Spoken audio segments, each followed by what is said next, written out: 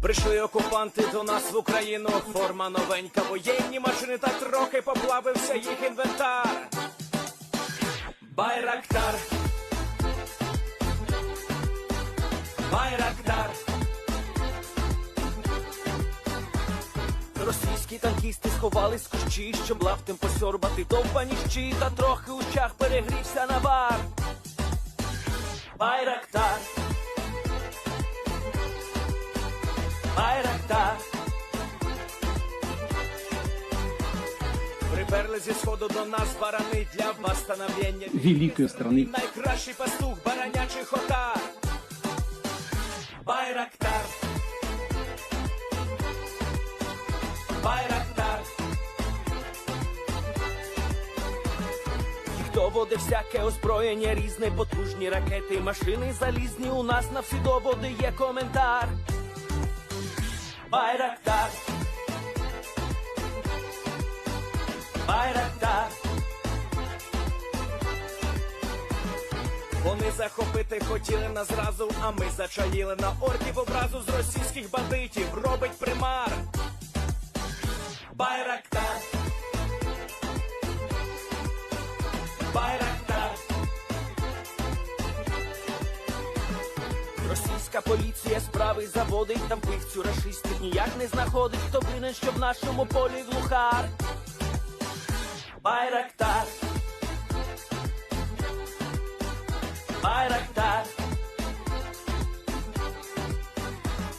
Веде пропаганду кремлівський урод, слова пропаганди ковтає народ, тепер нове слово знає цар.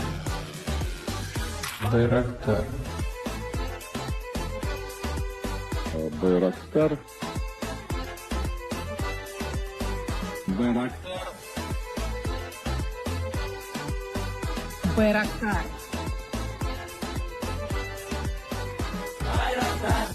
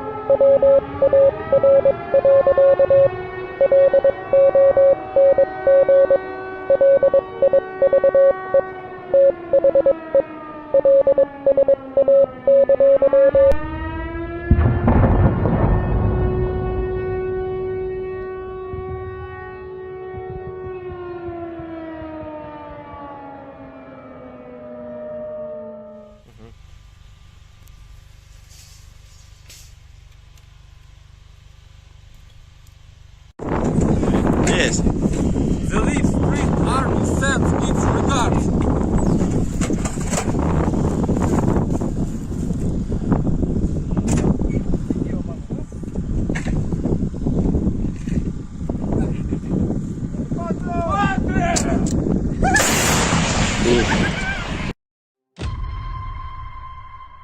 Хотите жить – бегите. Хотите жить – сдавайтесь в плен. Россия не получит новую территорию Украины. Россия присоединит себя к той катастрофе, которую она принесла на оккупированную территорию нашей страны. Оккупант заполняет могилами захваченную территорию Украины. И все больше могил на территории самой России. Ценой того, что один человек в России хочет продолжать эту войну, кто хочет войны больше, чем жизнь, вашей жизни, граждане России.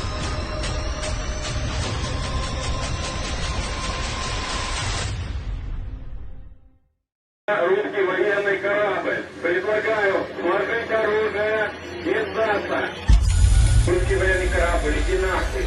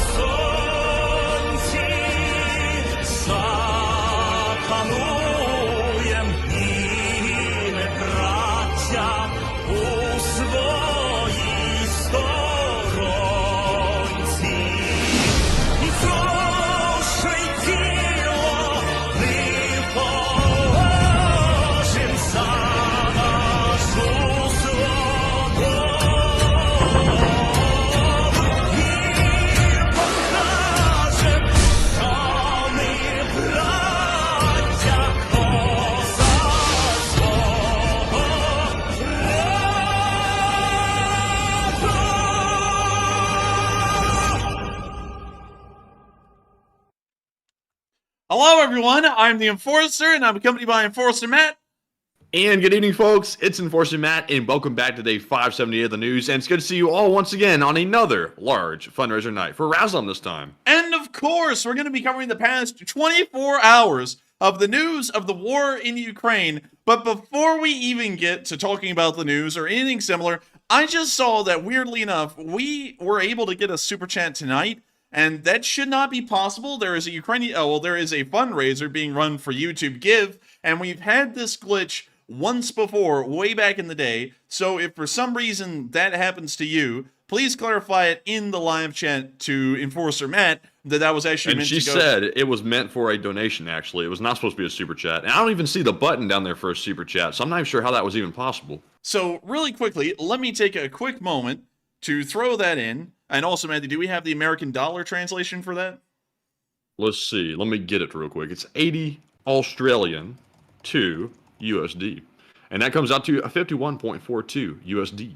51, and I'm going to round it up to 52 because we don't have decimals, sadly. Hey, big spender. Hey, man, we rolling large, man, we rolling. But very sorry about that. We don't know what happened with that glitch, but you should see it thrown in under my name in the live chat right there. And very sorry about that, Margaret. I don't know what happened with that. But anyways, we're going to be getting into the news tonight. And tonight we've heard that it is a firefight like none other. Lead's getting slung, and it happened again. So, Matthew, just make sure to keep a list of that and keep a running tab. Oh, wait a minute.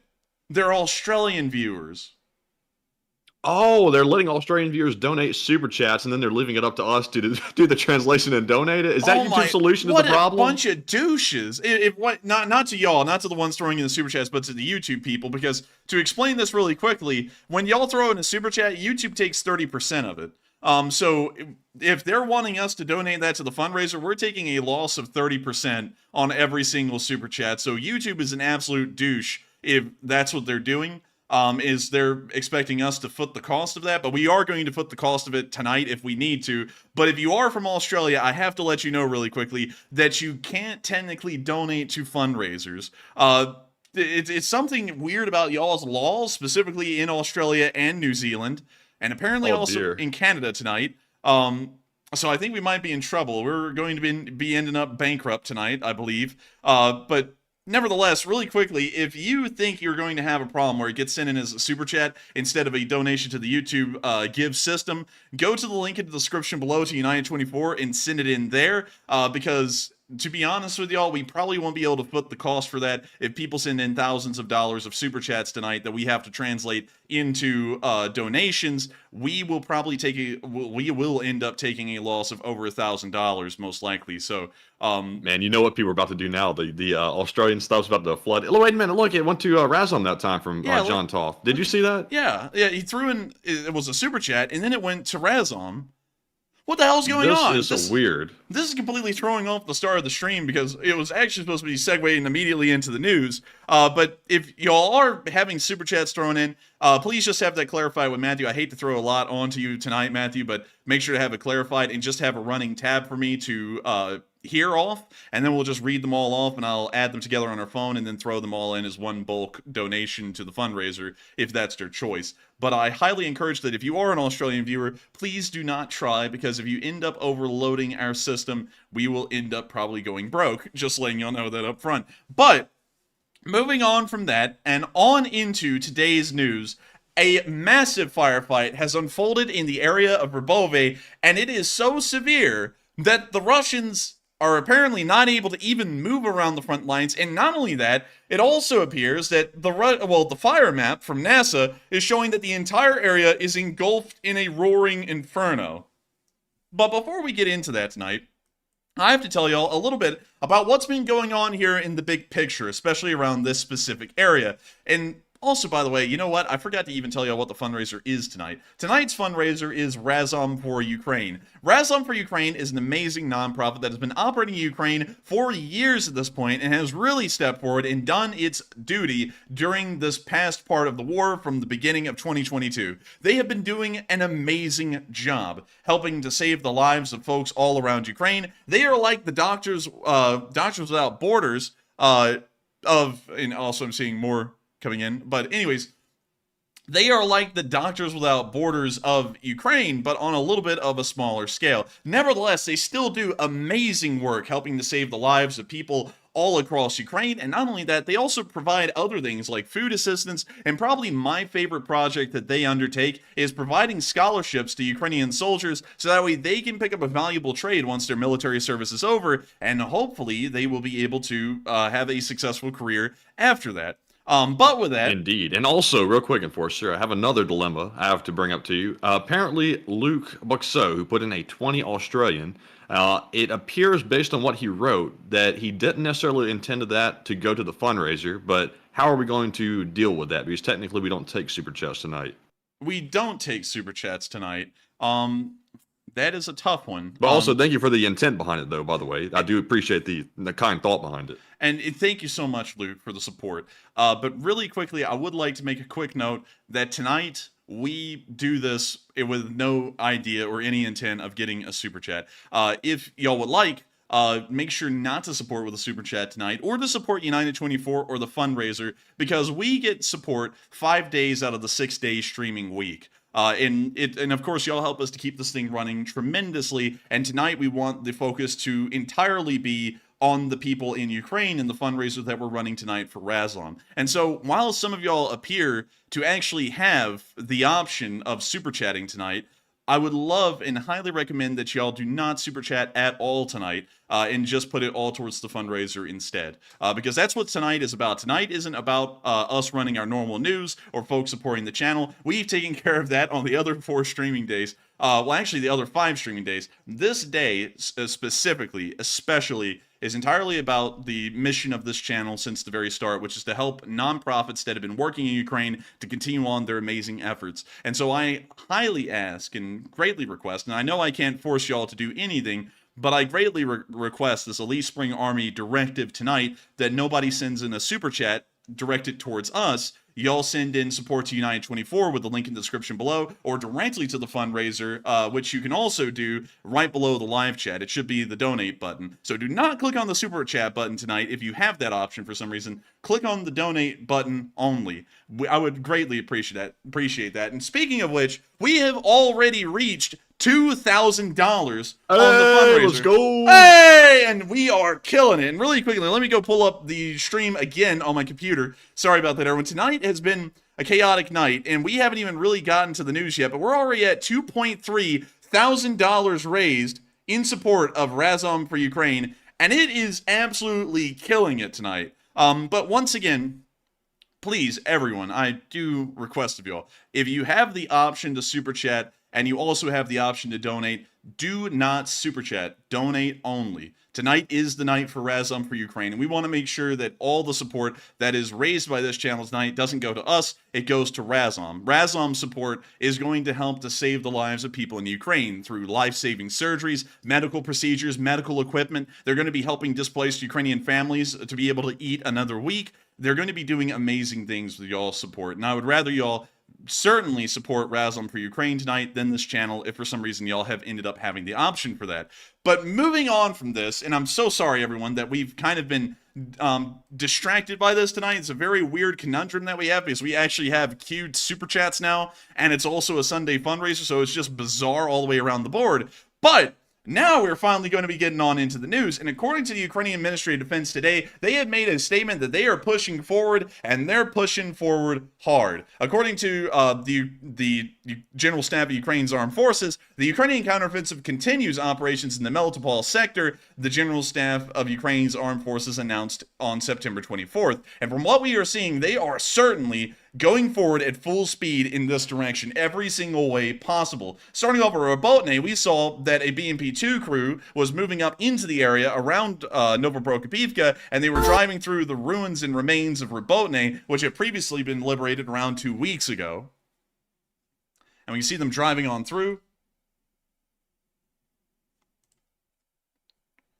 We can, of course, see the devastation.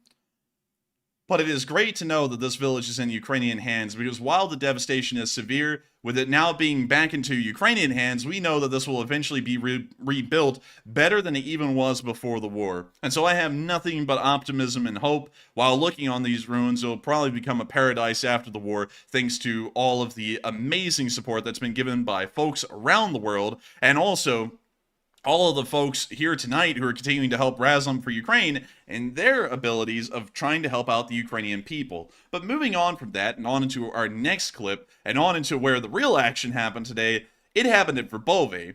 And going into our first bit of news, this is what told us things were bad, is that the Russians claim, and on their Telegram, and also this is Igor Gherkin's Twitter, funnily enough, I didn't even know he had a Twitter, but according to something that his Twitter put out today, it's saying that the Battle of Verbove is so tough that the Russians aren't even able to move around the village to safely evacuate the dead.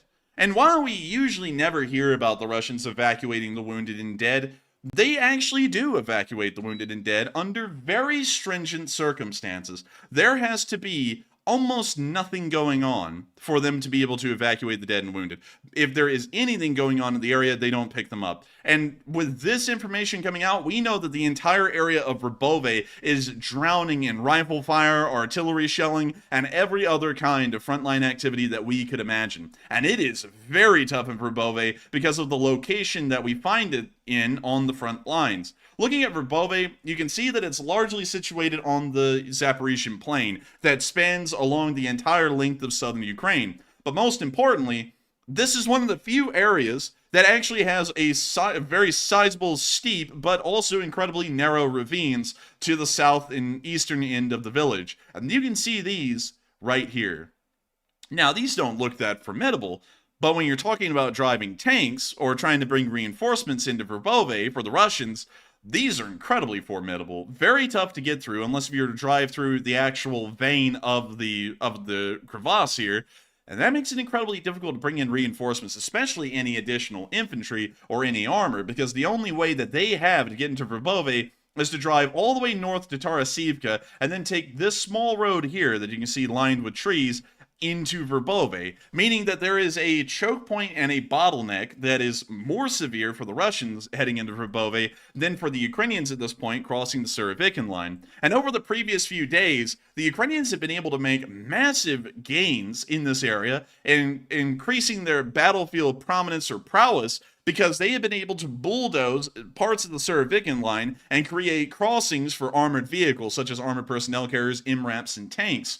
These armored personnel carriers, MRAPs, and tanks that have now crossed over are supporting the Ukrainian infantry units that have been fighting around the outskirts of Verbove for weeks at this point, and are now giving them that additional fire support, which gives them the upper hand over the Russian defenders. Also, based off of the raw amount of fire that's going on in this area, we got a little bit of a look from a satellite, and really quickly I want to make sure that we get the name of the satellite correct.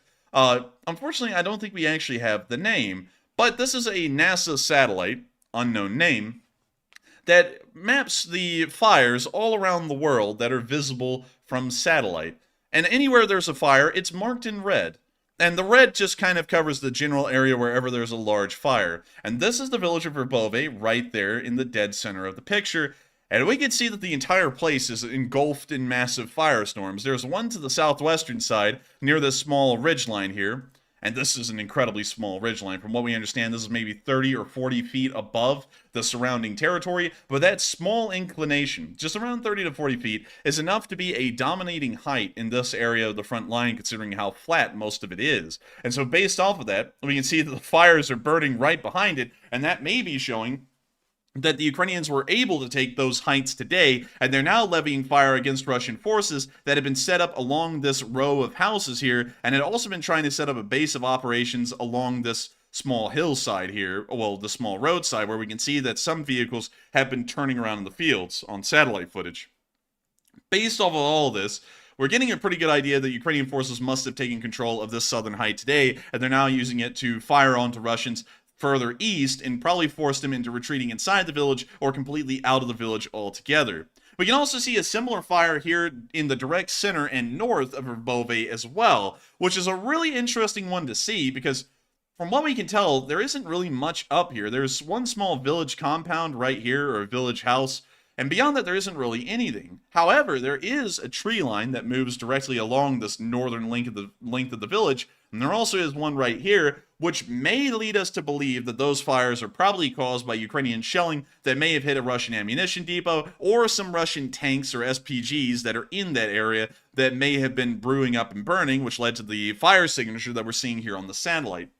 And then, most importantly, is the 5-field-sized fire that's occurring all the way to the east of Verbove, way back in this area right here. From what we can tell, we don't really know exactly what this fire is, but when we look around a little bit, we can see something interesting. And this is where the fire actually is occurring, is somewhere around this area. We can already see on satellite footage, and this satellite imagery from Google Images was taken in around late July of 2023. We can already see that this area of Verbove is pot-marked with shell holes from Ukrainian artillery fire that's been sent into the direction of the Russian forces here. And that's very interesting because you don't see that in much places around Verbove, except for right there. And that's giving us a very good idea that this must be a preferred location for the Russians to set up self-propelled guns and other kinds of artillery pieces. And for that reason, the Ukrainians have been hammering this place day in and day out, night after night, day after day, trying to destroy all of the SPGs and artillery pieces that may be set up in this area. Based off of that, we know that Ukrainian counter battery, if this assumption is correct, is working incredibly hard to make sure that the Russian artillery to the rear of the village can't be used to support the Russian infantry inside and try and slow the Ukrainian offensives that are wrapping around the outside of the village right now. Based off of this, we're getting a fairly promising picture of what the Ukrainian forces are looking at, with rapid movements possibly spanning through the northern end of the Verbove village and also to the southern end, controlling the dominating height here to the southwest of the village.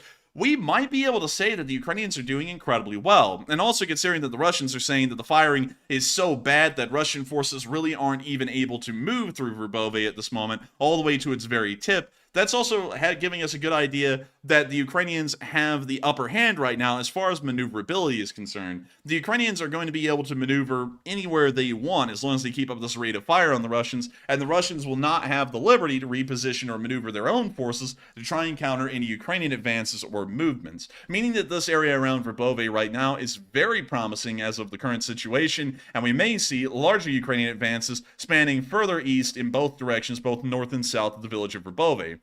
And really quickly, I got to say real quick, did you see that 500 just come in from Don Edwards? It bumped us up to 3.8 thousand on the fundraiser. I just saw that, and Don Edwards is coming in here and killing tonight. And I got to say, very impressive, Don, and I thank you so much for the massive donation to Razom for Ukraine, because you are going to be helping to save lives with every other member of the Lee Spring Army tonight. And I got to thank you so much once again for that. Of course, we'll be reading off all of the massive donors tonight individually here in a little bit. But thank you so much just really quickly, because that was a massive amount of support. You're not the only one, but that is the largest one of the night so far. And so with that, we're now going to be moving on from this little bit of news around Verbove, and we haven't actually been able to get any video footage of the fighting. And this tells us that apparently the situation is very fluid for Ukrainian forces in this area, because usually at this point we would have some kind of firefight footage coming out of this area, but we do not. And this tells us that Ukrainian forces are probably still advancing at this moment around the two sides of Verbove, and that's why we're seeing no footage coming out at this minute. But moving on from the area directly on the front lines around Robotyne and behind the lines, we also got to see another Ukrainian Leopard 2 on the move back there near Airfield. And I gotta say, it's just always nice to watch these Leopard 2s just belting across a highway like this. I mean, it's going like 40 miles an hour or so, and it's just a monster. You know that's menacing to see that coming flying up like that. That is a lot of like weight and momentum like coming at this truck. Dude, the sound that would be playing in my head while I stutter my way through that intro there would be the dun dun dun dun dun and dun and dun, and as it's chasing me down. Drive, get the hell out of here! But man, can you imagine if that thing like fired at that speed? Oh, dude, that would be something. That would be pretty wild to say. But man, I gotta tell you, these like Russian, well, Soviet-era main battle tanks just don't have the same fear factor that Western main battle tanks do, because Western main battle tanks are nearly twice the height of Soviet main battle tanks. The Soviet main battle tank, I think, is somewhere around 2.4 meters off the ground, so it's like just a little over 6 feet for most of them. And then the Leopard 2s just come in at like, I think it's like 4 meters, so you know it's like 15, 16 feet tall. I mean, these things are freaking monsters as far as their size goes, and it is insane to see them moving that quickly with how big they are. And also the thing's like 62 tons. I think it's more like 57 tons. So it's a 57-ton piece of metal that's moving around 40 to 50 miles an hour. That's just terrifying to think of. But moving on from that little bit of news behind the rear lines, we're now going to be moving on into the city of Odessa really quickly, because this actually ties in a lot to what we're doing tonight, which is the fundraiser for Razom for Ukraine. The Russians launched a massive drone bombardment once again overnight, sending Shahed 136s towards everything that moves inside of Ukraine, and one of those specific targets was, of course, the port city of Odessa. Odessa has ended up becoming one of the major, I guess you could say, targets for the Russian drone forces throughout the course of the war, largely because it's the only major port that falls within Ukrainian control that isn't Mykolaiv. Odessa, of course, is the larger one for things outside of Ukraine. Mykolaiv more so focused on river transport up and down the Dnipro, and was kind of similar to Kherson in that regard, but Odessa was the one that was more so the international shipping hub for Ukraine. And of course, the Russians sent another drone attack against the defenses of Odessa last night, and we saw a video here. Of course, the bottom of it's blurred out for operational security reasons, showing Ukrainian anti-air fire trying to intercept these Shahed 136s.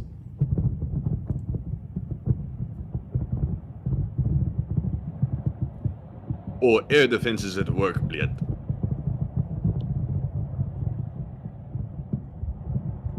And man, they're really at work. I mean, damn.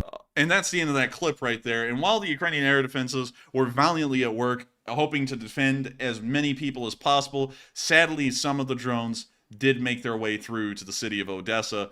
And you wouldn't believe it, their target was a hospital, one of the major hospitals within the city of Odessa. And we saw a video of the hospital, the multi-story hospital, on fire in the middle of the pitch black. You can't really tell a lot about this hospital. You can't even really get a scale of how big this fire is.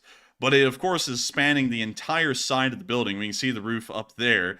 And this begs the question, what did this hospital really look like before we saw the aftermath of the Shahed 136 hitting it? And we actually have a picture of this hospital right here. And this is going to give you a little bit of a scale of the kind of atrocity that the Russians have committed. This was the hospital right here. The hotel had actually been converted into, correction. Wait, hang on. Did it say, let's see. Wait, how in the world did I misread that earlier? I thought it said hospital. It's actually a hotel, correction. But the hotel was hit, and it's a massive roaring inferno. And from what we were able to hear, it doesn't sound like Ukrainian firefighters were really able to contain the blaze. From what we understand, the fire has ravaged the building and has caused serious damage. We currently don't have an estimation for the kind of casualties that were caused from this fire. We're not entirely sure if people were inside of that hotel as well when it was attacked, but it's one of the major landmarks directly along the very shoreline of the city of Odessa, and terrible to see that the Russians once again are going out of their way to attack civilian infrastructure such as a hotel. It's bizarre to think about. Out of everything they could spend their time and money attacking, such as actually trying to destroy the Ukrainian military so that way they might be able to have a chance of winning this war, they instead spend their time, money, and resources attacking the common citizens of Ukraine and places that they may be, like this hotel here inside of Odessa. And so absolutely sickening, of course, once again. And also, it's unfortunate to know that Ukrainian air defenses weren't able to stop every Shahed, but nevertheless, they do try their best, and those valiant defenders of Ukrainian skies are always working hard, day in and day out, to try and make sure that as many lives are saved through their efforts. And they deserve a massive round of applause. Ukrainian air defense is tirelessly working 24 hours a day, 7 days a week, without a break, without a holiday, to try and defend as many places as possible. And while they may have not been exactly successful today in the direction of Odessa, it still deserves a lot of praise that that was one of the few drones to have actually made it through. Most of them were shot down. Speaking of drones getting shot down, it appears that the Russians weren't able to shoot down Ukrainian drones near the area of the Kursk-Kalino military airfield. When we go to Kursk-Kalino, what do y'all think?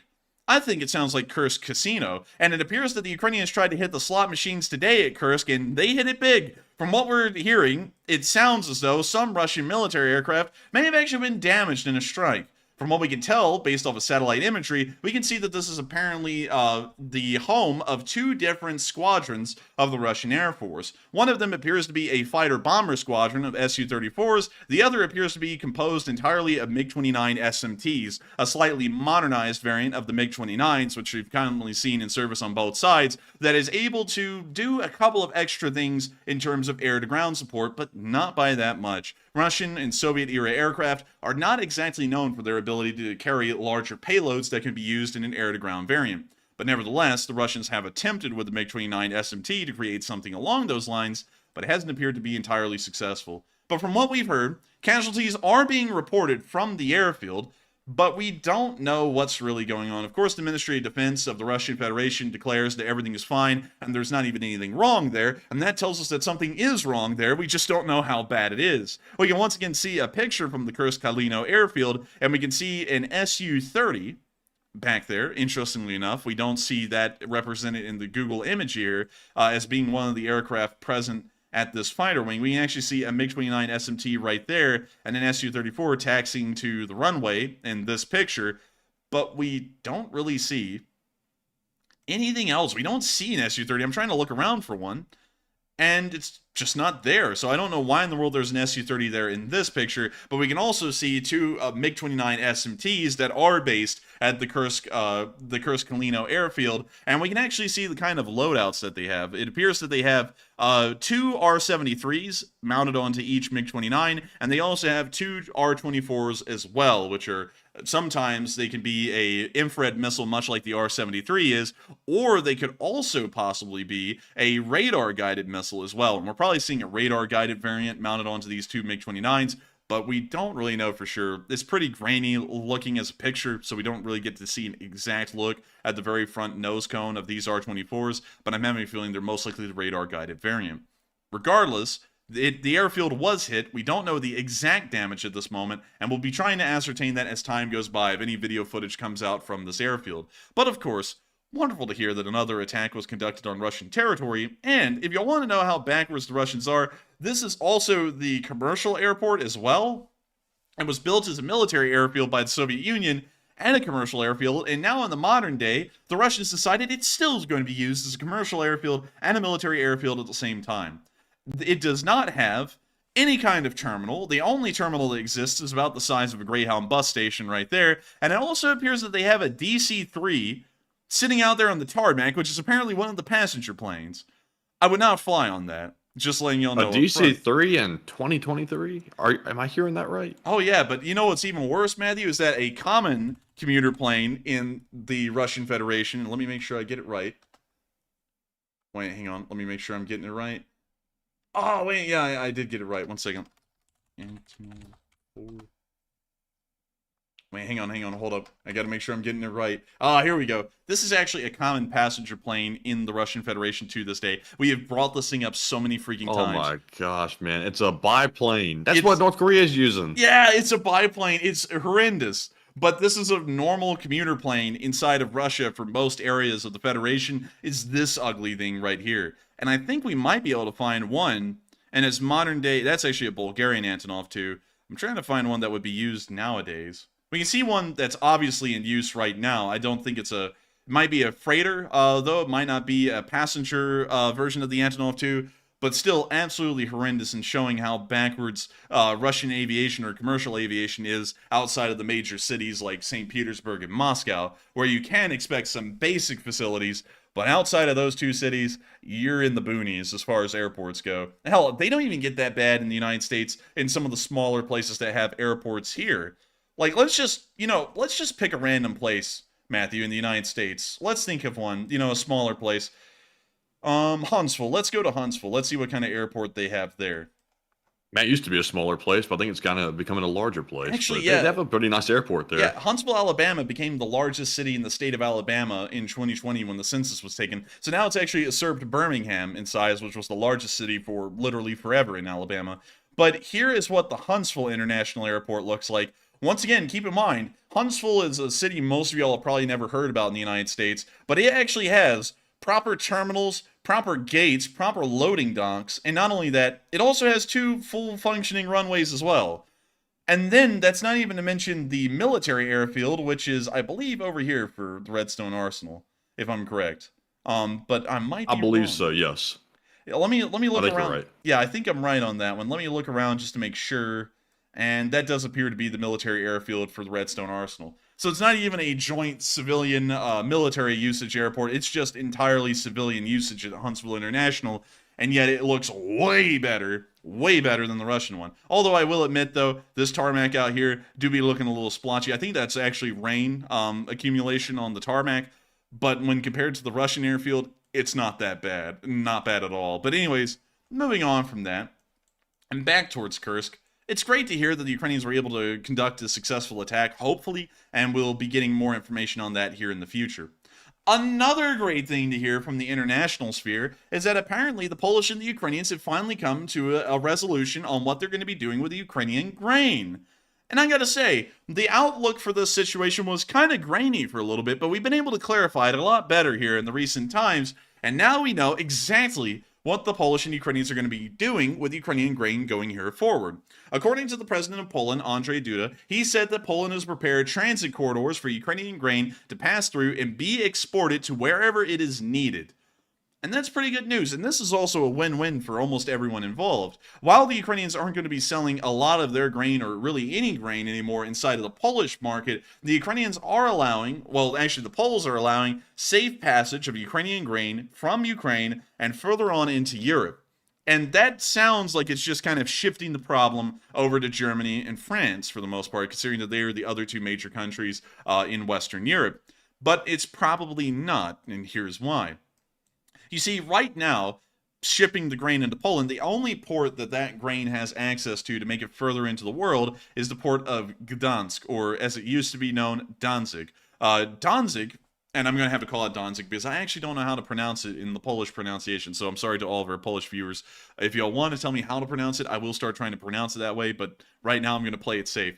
But anyways, at the port of Danzig, the grain may possibly make it there, but there isn't massive port facilities, as you can see right over here, that allows for grain to be shipped further on out of Poland and into the rest of the world. However, there are facilities for that sort of thing in places like Hamburg, also in places like Rotterdam, which is also a major port as well. You can see the massive port facilities that Rotterdam has right here. It has a port for literally every single kind of cargo, dry bulk, oils, coal, whatever you want to think of, it has it. And also, you have access to the other larger French ports, for example, And let me find it. Where the hell is it? Le Havre, hopefully I'm saying that correctly, Bordeaux, and so on. And so there's many other ports that Ukrainian grain can make it to, so that way if the French and the Germans don't have any buyers for the grain, it can actually make it to ports that can ship the grain onwards to the countries it's actually supposed to go to, like Egypt, Saudi Arabia, and China, which are massive purchasers of Ukrainian grain, and now with the ability to ship it beyond Poland and into the rest of the rest of the world for the most part. And Matthew, when you said goal, I almost got triggered there. I was like, oh, what? I was like, wait a minute, did I miss it? But with it being able to be shipped around the rest of the world, it is great to know that Ukrainian grain will find a place that it can be sold at and not, be a massive burden onto the Polish. And also the Polish are coming out of this as winners as well, not just the Ukrainians, because now the Polish farmers are being protected from what is domestically predatory pricing of Ukrainian grain, and that means that the farmers of Poland will be able to once again make a small coin every once in a while on selling their grains, and will be able to make sure to keep themselves afloat. And so overall, this resolution here has ended up being a win-win for both the Polish and the Ukrainians. Both of them will end up hopefully bolstering their agricultural sectors until the war is over. And so moving on from that wonderful resolution by the Poles, and I gotta say, great resolution by them, we're now going to be moving on into Ukraine itself. And we have a lot of news to cover tonight outside of Robotyne that is inside the Ukrainian front lines. There was a little bit of news from literally everywhere down the line, all the way down to Kherson, all the way into Sevastopol again, which usually would be breaking news, but considering it's happening nearly every day now, the explosion down there is just, it's kind of a thing. But we're about to be getting into all of that. But before we do, I have to say that tonight is an exceptional night, and one that I am incredibly proud to be here witnessing. Right now, 47 minutes in, the Lee Spring Army has raised $4,776 for Razom for Ukraine. Hey, let's go. It's almost like 1776, I'm telling you. I didn't even know what the hell you were doing right there, but it scared me. I was like, what the hell is happening? But absolutely amazing to see that that much has been raised, and a general order has not even been called for the fundraiser.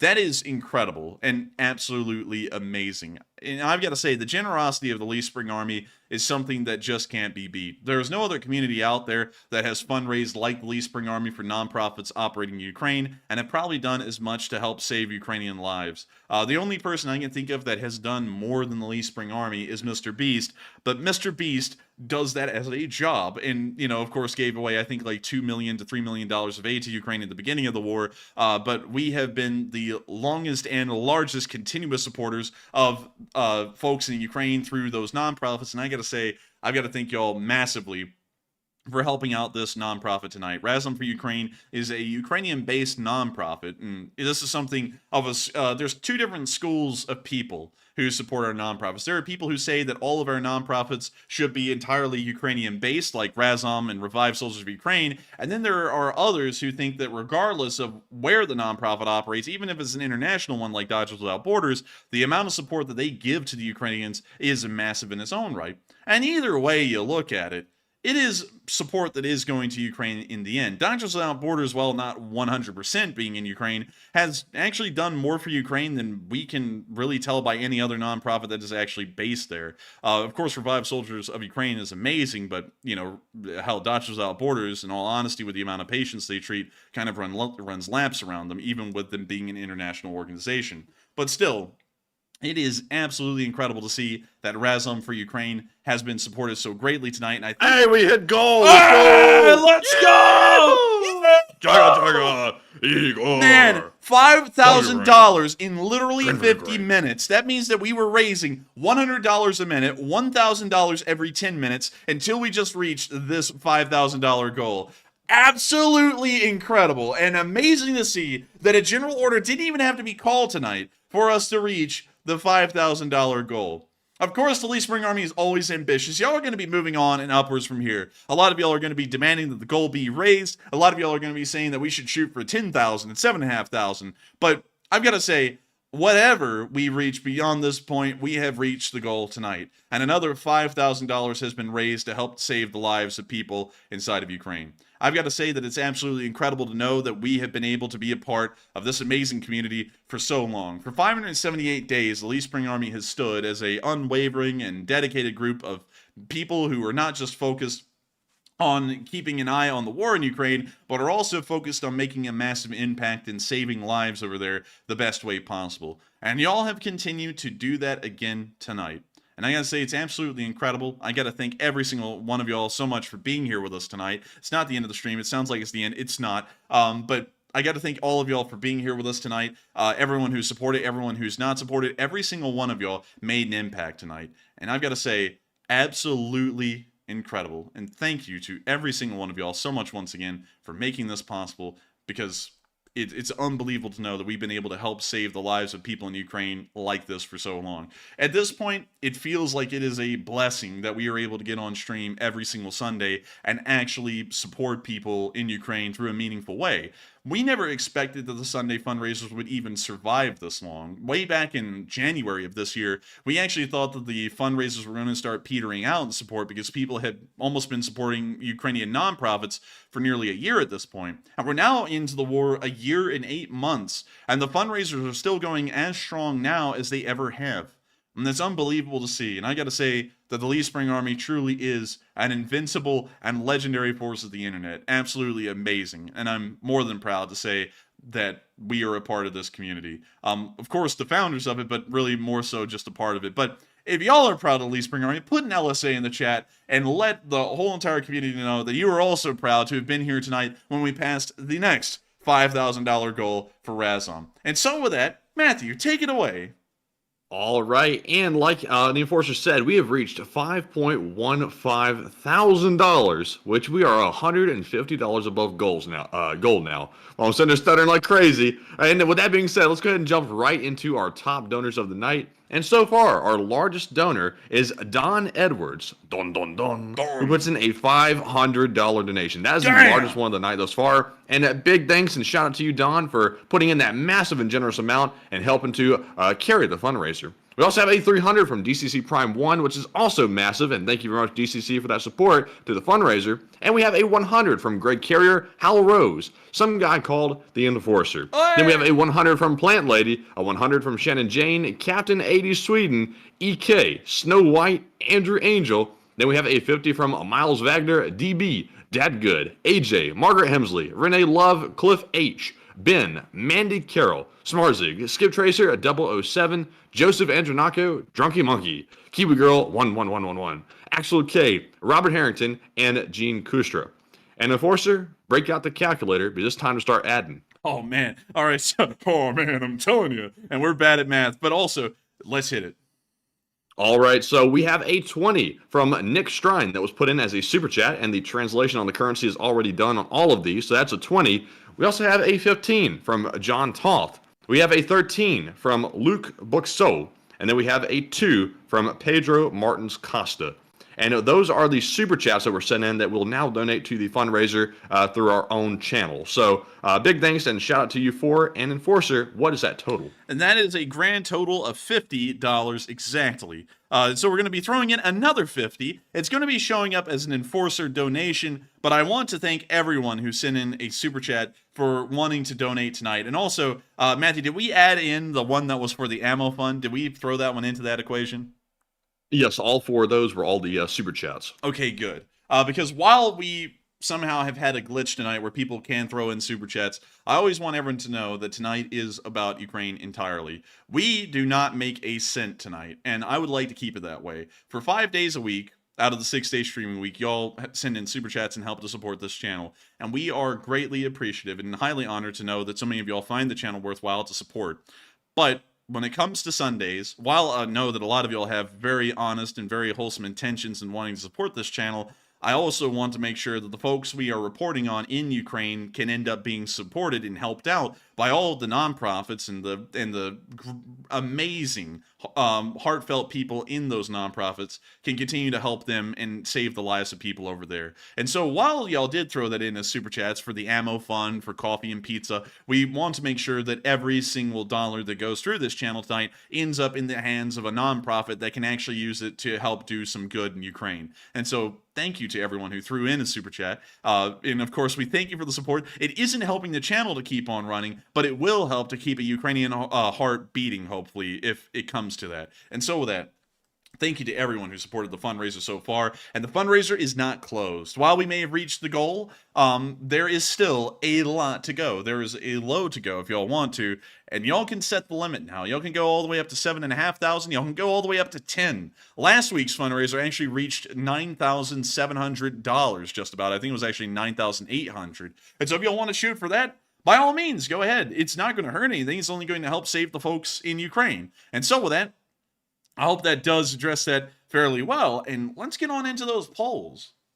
All right, and our first poll says Poland is helping Ukraine ship grain once again. And the question is, was Russia's new strategy to try to alienate Poland from Ukraine? 59% said yes, that was Russia's plan. 17% said possibly, but need more info. 14% said Russia didn't start the fight, and 11% said unsure. And I would say that that entire situation between Poland and Ukraine was definitely hyperinflated by Russian propaganda and rhetoric.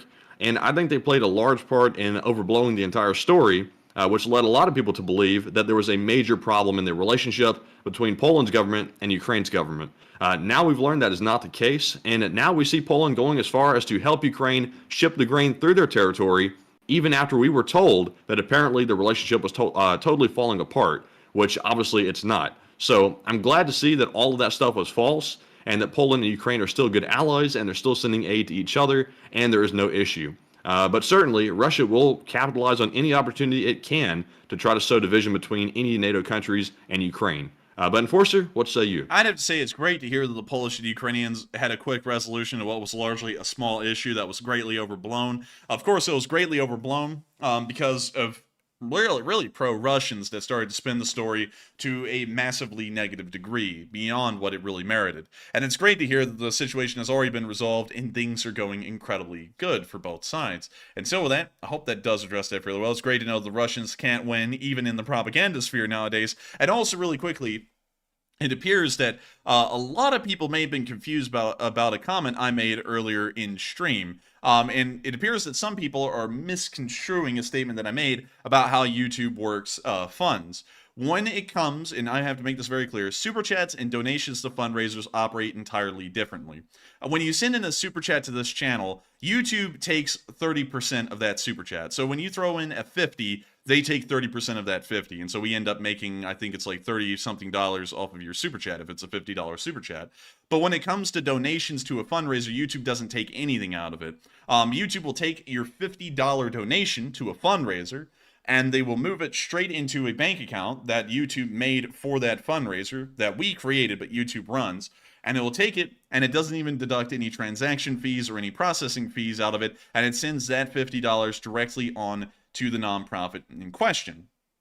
Now, there's been a lot of lies spread around, and that's really the only way we can categorize them, is flat-out bold-faced lies about how the YouTube Give system works by people out there who, for some reason, want to make it an idea that you must send the money directly into their hands instead of into YouTube Give's system's hands. YouTube does not deduct a single cent out of the support that you give. They send that directly on to the nonprofit. There's no deductions. There's no deductions even for credit card fees or anything similar. They cover all transaction fees. They do all of the accounting. All expenses are paid for. Your support goes directly to the nonprofit. So right now, there is $5,275 raised for Razom for Ukraine, and that means that YouTube is going to be sending $5,275 directly to Razom for Ukraine. I find that to be the best way to run a fundraiser because, one, YouTube's the one actually operating it, so we don't even get to touch any of the money that goes through the nonprofit. It goes directly from y'all and straight into an account managed by YouTube, and then from there, straight to the nonprofit. And two, it is very transparent as well. It gives you the exact number live, and also, when YouTube isn't glitching, because we've seen a glitch every once in a while where this happens, you actually get to see every single donation go into the fundraiser live on stream. And so I find it to be the most transparent way to run a fundraiser, and that's why we only run our fundraisers through YouTube Give. I'm not into the idea of telling y'all to give me money personally and then I disperse it from there, because how in the world do we manage the accounting? How in the world do we make sure that it's transparent? And how much time would that take? And sometimes the amount of time that that would take to properly account for all of that would end up making the stream impossible to run, because all of our time would be spent accounting every single weekend for those fundraisers. That's largely why we run these fundraisers this way. And that's also why I usually tell people to exercise great caution when it comes to folks saying, give money to me and then I'll give it to Ukraine, because most of them don't actually properly account for where the funds go. And that's not anything that's kind of a secret. That's really how it works, and none of them really have the time to do it anyways. But when the money goes directly to someone, and there isn't any actual accounting of it, who's to say that all of your money actually went to help out Ukraine? Who's to say they didn't take, $3 out of your 10, or $4 out of your 10, or $9 out of your $10 that you sent in, and most of it's being kept by them? And that's something that we want to remove entirely out of the equation when it comes to fundraisers, and that's why we run them through YouTube Give, because there's no way for us to even do that. It goes straight into a bank account managed by YouTube that we can't even touch. So wanted to make sure to explain that, because it seems like a lot of people were confused by my comments. With super chats, they take 30%. With fundraiser donations, they don't take a cent, and they even cover the transaction fees as well, and then I'll do all of the accounting and everything as well.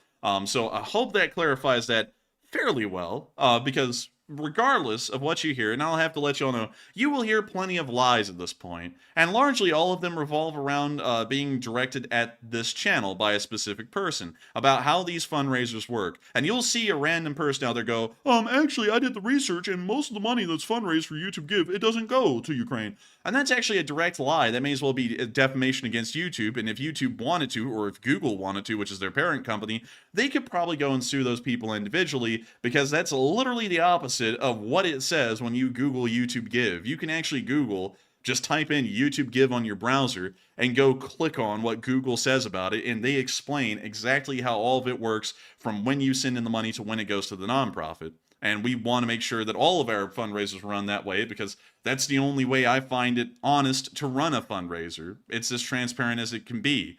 And so with that, I hope that does address that fairly well, and also clarify some of the gray area that was put up earlier in the stream that some people may have misunderstood, or I may have put out poorly. But with that, hope that does address that fairly well. And with that, we are on to the next one. And in the meantime, let me give a shout out to Nasred, who put in a $50 donation to the fundraiser and has brought us up to $5.35 thousand, which is tremendous. And a big shout out to you, Nasred, for that, and thank you very much for your generosity. We also have a second poll to go over, and the question on this one is, the ISW says a winter will certainly slow the Ukrainian offensive, but it will not bring it to a definite end. And do you agree? 67% said yes, that is a spot-on assessment. 17% said, partially, but not really. 8% said unsure, and another 8% said no, that sounds like a bad assessment. And I have to say that Ukraine is a very, very worthy fighting force for sure. But winter nonetheless will slow them down slightly. It did last time, and no matter how good equipment they have, which they have been equipped very well for winter now, they're still going to get slowed down. But unlike a lot of propagandists and a lot of naysayers of Ukraine are saying, it's not going to bring the entire offensive to a dead halt. It's simply not going to happen. It didn't happen last time, and it won't happen this time. But it is going to slow it down, but I think they're pretty well equipped to at least have a good chance to keep it going at least moderately fast. But Enforcer, what say you? What happened? What happened, Jack? Reread the line. Oh, well, Jack, here it is, Jack. It says that the ISW says winter will certainly slow the Ukrainian offensive, but not a definite end. And do you agree? It will slow the offensive, but we saw that no one really, it was actually surprising. No one actually came to like a crawl during the winter last year. It actually kept up a little bit of momentum throughout the winter. So I would say it's probably not going to bring everyone to a dead stop, because last winter proved that's not going to be the case. It will bring a close to most major offensive actions, but battles that were going on before winter set in will continue to go on. They'll just be less intense. So with that, I hope that does address that fairly well, at least in my opinion. And with that, we are on to the next one. And guess what? That is our last. And let me get rid of this bot real quick. Bye-bye. Bye-bye, bot. Dun, dun, dun. But anyways, moving into our live chat questions, we have the Morse code decoders of the stream. We have Cliff Simonson tonight, Mark Hodges, Earl Bernew, Paul Schultz, and Tight Lines also. We have the entire Morse code gang tonight. And they said the Morse code says, help Razom carry on the heroic work and they have been doing during the war, and long live the LSA, and slava LSA, and slava Ukraine. And That's the sound of money, and y'all got that down on the nail. I gotta thank y'all for getting that Morse code message correct tonight. Y'all have done that for 578 days of the war, and I think it stands true even now. I've got to say it's been an amazing fundraiser tonight. We've currently got up to $5.4 thousand for the fundraiser. And Matthew, you know something? I'm seeing it a lot in the live chat, Matthew. A lot of people are saying to raise the goal, but I have a feeling we're going to do something different tonight, Matthew. This is actually going to be history making for this channel. We're going to call a general order after the fundraiser goal has been reached. What? You mean like a general order? Order. We are going to be calling a whole-on general order. If you have $5 to throw into the fundraiser, throw it in right now. If you have more than $5 and you would like to throw that in, no one's going to complain. So don't tell me what to do. I don't need advice from a junior minister. I don't even know what to say. But what's happening, man? But I'm going to be making sure to throw in a 20 to lead from the front, of course. But general order number 25 is now active. If you have $5 to throw it in right now. We are going to blow this thing up all the way up to hopefully $7.5 thousand, or maybe even beyond. But hopefully a lot of y'all will join me with this general order here, general order number 25, I believe. And let's get this thing on into space. And we can already see that the donations are rolling on in. We've got several fives at this moment. We got a good bit. And I have a feeling that it is going to be absolutely amazing. But really quickly, I have to say something that I've always wanted to say whenever we start a general order. Rally, LSA, rally! And hopefully we rally. But anyways, with that, let's get on into the questions. Oh dear, it is a rally. Look at these donations coming in. The $5 there from Plant Oh, Lady, Sarah A, goodness Anonymous, gracious. Michael It's starting to Merhibel, take Karen off. Randy Sim13. Toto at $5. Oh my goodness, like Stewart with $5. Absolutely impressive. Oh my goodness. Eddie Espinosa with the $5. Nose Red with the 60s, Swedish krona. Oh yes, brilliant. Robert Harrington with the $5. Snow White with the $5. Ivan Tub with the $5. Oh my goodness, they're rolling in. Alex Yachenko with the 50. Oh my lord, it's absolutely going incredible. Oh my goodness, look at this. Ralph Catscore with another $5. Drunk Monkey with a New Zealand $5. Mark Gagne with a $5. Oh my goodness, Patrick Q through the $5. Colin Elwell through the 20. Oh my lord, it's going absolutely incredible. Oh my goodness, look at Douglas Newman throwing in the 50. He's slaughtering it better than the Ukrainians are slaughtering the Russian army. Absolutely impressive. Another anonymous 5. Another 5 from Comments on My Own. Another 5 from Butchie 777. Oh my goodness, Michael Esquire through in the 5. Amari Manabros through in the 20. Oh my goodness, it's absolutely incredible. But anyways, I gotta stop doing that because I'm actually going to burn my throat out. But still, wonderful to see. And I think we've gotten way on up there. We're almost at $6,000. And hopefully this general order will keep rolling. But with that, we are on to the next question.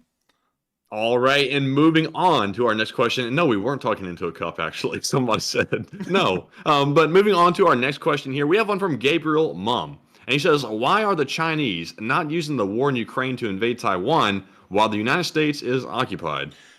The reason why is because while it looks like the United States is occupied, it is a little bit of a misconception by the public that the United States is occupied in Ukraine. Ukraine, as far as the strategic concern goes, actually is largely a sideshow. And that sounds bizarre. It's like, what? Is Ukraine not important? No, Ukraine is important. Very important. But we can still do things around the world. The United States isn't always just caught up in one place. We're caught up in multiple places around the world. That's a part of being a superpower. And so the Chinese haven't done anything to Taiwan because, one, they're kind of apprehensive that they actually could do anything to Taiwan. And two, the United States is there. It's not like they're all over inside of Ukraine or around the Black Sea. There is a lot of U.S. forces that are stationed at Okinawa and around Taiwan. They're starting to be set up in the Philippines. We are currently over there in mass right now, so that's kind of why the Chinese haven't done anything to Taiwan, is because we aren't all over in Ukraine. We're everywhere around the world right now as far as the United States is concerned. And so let's be real. If the U.S. Really had a problem with someone, we're never too busy and too occupied to go ahead and open a can of whoop ass on a country if we need to, because like one strike unit for the carrier group or whatever. That thing itself is so powerful, and like we looked at the other night, we have 9 or 10 of them or something like that, some big number like that. We're never too occupied ever. And also another thing that you also have to consider is that the Chinese are great propagandists like the Russians, and you probably haven't been hearing about this a lot, but they are going through economic troubles that are so bad that the unemployment rate, the last time it was reported, was 25%. and then they cut off reporting about 4 or 5 months ago. So we know that the last time we heard anything about unemployment in China amongst young folks in between the ages of 18 to 35, it was around 25%. We haven't heard any reporting beyond that. So that gets you a fairly good idea about how bad things are going inside of China economically. But beyond that, that's probably one of the major reasons why they're not doing anything. It's not that they're scared of the United States. It's that they are in the throes of terrible economic downturn right now, and they're trying to figure out how to work with that and how to fix that issue. But with that, we're going to be moving on from that question. Very good question, though, and I hope we did answer that fairly well. And I think we're on to the final one of this little segment, and then we're going to be getting on into the news again.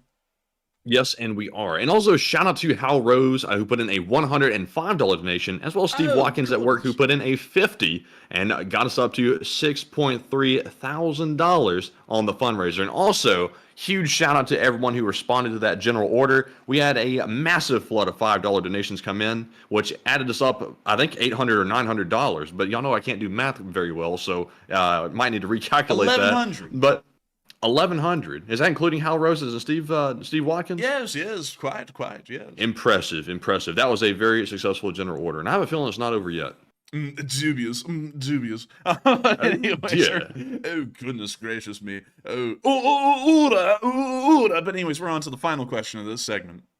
And the final question of the segment goes to Mando Mavicus, who says, "Hey guys, and if the war were to end with Russia keeping some ground and without too much punishment, besides China and Taiwan, do you foresee a number of invasions taking place worldwide?" Not quite. Usually the world's actually quite a stable place nowadays compared to what it used to be in the past. There used to be wars all over the place. Now we just have wars all over the place, but a lot less of them. I have a feeling that the problems in between Armenia and Azerbaijan are most likely going to be continuing here into the near future. While the Armenians are on the back foot right now, I have a feeling they're not going to let this thing go because it's a massive ethnic and cultural deal going on amongst them. There is about as much tension and hatred in between the Azerbaijanis and the Armenians as there is in the Balkans. And watch out, folks. There's Kosovo. What is the current take in the Balkans on Kosovo? They all start killing each other. That's how the Balkans are. But that's kind of the situation with Armenia and Azerbaijan. So I have a feeling that will probably be continuing on into the future. We can probably expect that there will constantly be some kind of a issue in the Caucasus Mountain region of Russia because the Ingush people are always going to be unhappy under the current situation. The Chechens also aren't, the Chechens also aren't that happy either. And there's also a lot of other groups like the few Circassians that survived the genocide that the Russians committed against them in the late 1800s that are also very unhappy down there as well. So we may see some ongoing I don't really know, asymmetrical activities going on in the Caucasus. Outside of that, we're probably going to see that the Middle East will once again stabilize at some point in the future. The Syrian civil war is really the only armed conflict that's going on within the Middle East at this point, outside of the one that's also happening in Yemen, but that one's kind of on a back burner, so no one really talks about that much. So we'll probably see that no major conflicts break out there, and also Iraq is kind of in a weird spot right now because while they're not really in bad terms with anyone, they are kind of getting on slightly bad terms with the Iranians again, so we may see that become an issue in the future, but I'm kind of doubting it. The Iranians probably not going to do much going on forward because they don't really do much, they just talk a lot. The Indians and the Pakistanis, however, I don't know what's going to be happening with them. It's almost coming to blows each and every day, but it's been like that for decades, so we don't really know what will be unfolding amongst the two of them. India and China are actually closer to going to war than most people would think. They're currently beating each other to death up there with some pipes and clubs, and so we'll probably see that the pipe and club beatings will worsen, but we haven't seen the introduction of small arms yet, which would be in violation of the treaty that they laid out. Let's see, what else? The uprising, the coup or the civil war that's currently going on in Myanmar will probably still be going on here into the future. It's almost like asymmetrical warfare that you would see a guerrilla group conduct, so they'll probably keep on going. Let's see, what else? There's a little bit of a thing going on in the Philippines. It's been going on for a while now. There's some drug lords there that have a decent amount of control, and the Philippines are laying them out like they're on cocaine or something because the Philippine military is coming in and they're not playing games. I don't know how much longer that'll last though. Let's see, in Africa, I don't really know what's even going to happen in Africa, because Africa is a very unstable place for most governments down there. Nigeria is actually a lot more stable than a lot of people love to give it credit for, so we probably won't see anything happen in Nigeria. But many other countries throughout Africa are on the brink of some kind of war or a coup, so that will most likely continue well on into the future, especially if there's outside interference like there has been from the Russians with the Wagner Group, or the Chinese or the French, which are a large player, funnily enough, over here in Western Africa. We'll probably see that some kind of a governmental unrest, civil wars, and coups continue on into the future in Africa. As far as South America goes, South America will most likely remain largely stable. They've been fairly stable lately, which is quite nice to see. And it also appears that the Colombians are getting a hold of the cartels somewhat at this point. So we might see that the death knell of major cartels comes to an end. They might shift their operations over to Venezuela, though, due to the massive economic downturn and turmoil that's currently occurring there. The Venezuelans, we don't know what's going to happen with the Venezuelans at this point. Really have no idea. The government's in bad shape. The economy's in bad shape. Unemployment's terrible. It hasn't really fixed itself for years. So it may go the way of Cuba, where it used to be quite a significant and somewhat economically prominent country in the area, but it's most likely going to fall off and stay that way for quite a good while. But beyond that, that's largely kind of the lay of the land of what conflicts will most likely be looking like, or what the fate of some of them will be going on into the future, if I just have to give a quick lay of the land on everything out there as fast as I can. But with that, I hope I was able to address that fairly well, and now it's time for us to get on back into the news. And starting off with our first bit of location unknown news, we got to see a small clip of a Ukrainian Su-25 flying on over. And we see the Su-25 coming on in, doing a little wing wiggle, and then flying on over. Dang, man, it's got some nice exhaust coming out the back of it. Man, I gotta tell you, man. Somebody cut the catalytic converter out. Man, that thing be burning smoky. But anyways, that's the end of the clip. Every time I see one of those things now, I think back about Trister sending that model of the Frogfoot that I got back here. Like, that thing, really hits different when you have a model of it. Oh, yeah, man, it really do be hitting different like that, you know what I mean? Yes, great. But I'm telling you. Oh, man, I'm telling you. But with that, we're going to be moving on from that little clip and on to our next one, where we saw 2 Ukrainian soldiers running the gauntlet as the Russians were bringing down MLRS fire onto their position, and they were also trying to move from position to position. It's a pretty harrowing clip, but here it is. All right, I didn't know Kung Fu Fighting was going to play at the start of it, so we're going to be muting that. Tom Exman said, "Can we keep giving?" And that is a question that the Lee Spring Army would have to rise up and answer. Are they going to keep giving, or is this it for the night?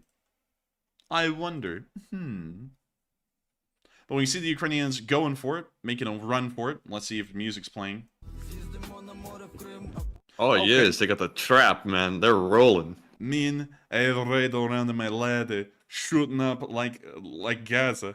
Just I'm trying to figure out how to make it. What? Let's see here. What else can I do to get us in some hot water here? I mean, kill me a rover, the way I blow up that dozer. I don't know. I'm trying to come up with some crap. But anyways, we see them running on through the area.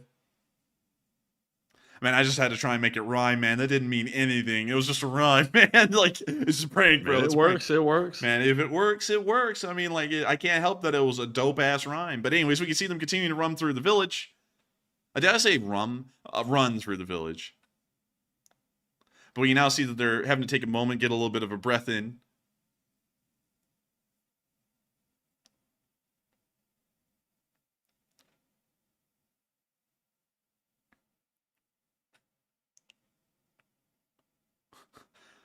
And we can see the Ukrainians continuing to move on through the village, of course, heavily destroyed, but they are making some pretty good ground at the moment. Is it just these 2 guys out there, like, around the area? It's just these 2 guys in this video, but I'm sure there's other Ukrainians abound. Unless if there's some kind of a recon team, then it may actually just be the 2 of them. And now we can see that they're legging it again, probably because the MLRS fire is coming. Yep, it's coming on down on top of them, so they're running again. And with that, that's the end of the clip. And of course, absolutely great to see that they were able to make it out of their A-OK and dodge the MLRS fire. Moving on from that, we also got to see the first loss of a naval MTLB. We can see it right there. Oh, it's all smoky and a little crooked. And then here's a picture of it before it got destroyed. These are what's called naval MTLBs because they have a naval 140mm rocket launcher mounted on top of them. These are actually found on river gunboats from the Soviet era, as well as some other smaller ships that would have been used in the Soviet Navy. So it is hilarious to see these things mounted on top of an MTLB, and it doesn't even appear like they got to use it because the whole thing burned up in an inferno before it even got to the front lines. But still... Man, the Ukrainians said, you want your BMP painted brown? We can do that like in like 5 seconds if you want. Dude, the Russians said, oh boy, we've got our naval. And then you heard the Ukrainians just in the distance go, naval! And then they nuked it. Oh, yes? Dude. Oh, yes. Oh, my. Dude, the Ukrainians are sitting there looking at the Black Sea Fleet on the map. It's just a giant blip. And then they see, bloop, and it's a little blip in Donetsk. They said, nuke it. And then they just blew this thing sky high. But still. It's probably better off getting blown up because it was already in, pretty ugly and in bad shape. So, Man, probably better off this way. Like that person said over there, it's really a mercy killing, really. Man, it really is, man. This thing's like that case we had to read at law school, Matthew, where the old lady who was like had osteoporosis and was what was the other thing? Was getting amnesia, I think. No, it wasn't amnesia. It was Alzheimer's. They would just sit there every once in a while and just yell out, kill me! Like, this is what this thing is screaming right now. Man, I hadn't read that case. What kind of case are y'all reading? Man, it was a pretty jacked up case. I'm not gonna be like, oh my, what is it? You said arthritis or osteoporosis? They're like, oh, my bones are hurting. And then they forget their bones are hurting. And they're like, oh my god, I forgot. Man, it was such a jacked up case too. I thought you had heard about it actually, but I'll have to tell you about that after stream. But anyways, moving on from that MTLB that's just suffering. Here are the Russian casualty reports of the day. 2 Bobcat skid steers. Hey, let's go! Hey, look, they got the girl over there driving around the number 2. Let's go! Oh damn, Romania! Oh man. Oh no. Wonderful to see that Lauren put in a 2 for Matt, and we'll love to see it. Absolutely wonderful. And also, 2 Bobcat skid steers were destroyed. On top of that, 390 Russian soldiers were knocked out. It's not that bad. I mean, not that bad, but it's not the greatest, but it's pretty good. 2 armored personnel carriers were wiped out, somewhat of a lower number compared to recent figures. 18 supply trucks, 7 tanks, 23 artillery pieces, 21 drones, 1 anti-aircraft warfare system, and the 2 Bobcat skid steers. Overall, not that bad of a day for the Ukrainians. We have seen a lot better, but mostly falling within average. Moving on from that, and on into the frontline news, we also got some interesting little looks at the area around Pavlzhanka, where we got to see a picture of one of the captured T-72B3s in service with the 14th Brigade. Call this thing coop, because this thing be looking like a chicken coop, with all of that wire mesh on the side, and also that graded, the armor slats around the turret. Gotta say, I call this thing coop. Coop. You know what the Russians be saying whenever they see this thing? They be saying chicken because they're getting the hell out of there. You know what I mean? Hell yeah, man. This like they went and grabbed like the cattle like gates or something and like just welded them onto the side of the turret. Man, who in the hell came up with a messed up way to keep cows inside of a pasture like that, man? Because, it's pretty normal, but when you think of it, the cow's deterrence to getting out of the pen is that its legs will be broken. It's like leave pen, legs broken. One of them's going to have to find out, and then the rest will find out. But it's like, what do the cows do is walk in and be like, oh, man, Fred fell through the gap today. His legs are broken. Oh, man. Dude, the cows just like, I'm sure they all, like, jump in the gap. Dude, the cows just sit there looking through the opening in the fence going, hey, look, we can get out of here. And then Fred goes, hey, I'm going for it. And then you just hear it, oh, God! And then everyone's like, oh, get away! He's got his leg broken. But still, a really neat armor layout right there. I haven't seen one like this, quite unique. But great to see that the coup is in action with the 14th Brigade. Moving on from that, we're now going to be moving a little bit further down the line near Kuzmivka, where we got to see the 103rd hitting some Russian infantry. And check it out. We're not with the rock music, but when you see a Russian right there, and it says, why did I say Borg, like I was rolling the R? Bogneva, Pozisi Occupanta, or Occupanta, there we go. So that's the position. Orcs and help. That's the position of the Oik, and we can now see the FPV drone coming down on the Oik, and hitting in there. What are they in, like the switching station for the railroad track or something? That was a good point. That made me laugh. And then what made me laugh even better were these guys. Right here is the moving crew. Oh, look at that. Oh, but yeah, they got to get away from the switching building. He didn't last very long. So then what do? They roll in a BMP-1 just to add to the chaos here. And then the FPV drone slams into that thing as well. Oh my goodness. What a They day. didn't make it either. What do you know? What a day. They hit the switching board and then the Russians got gassed on their BMP. Anyways, as the end of the clip, wonderful to see the Ukrainians doing some great work around the area of Kuzmivka. Credit to the 103rd. And moving on from that, behind the lines, we also got to see an interesting little look at the Ukrainians just looking over a destroyed bridge. They like to take in the scenes every once in a while, and while the bridge may have been destroyed, it is still a nice little scene to look at here. And man, would you look Nice at that gun. SVD. That's a pretty cool little gun right there. And we see them just taking in the sights, looking around. Respect it.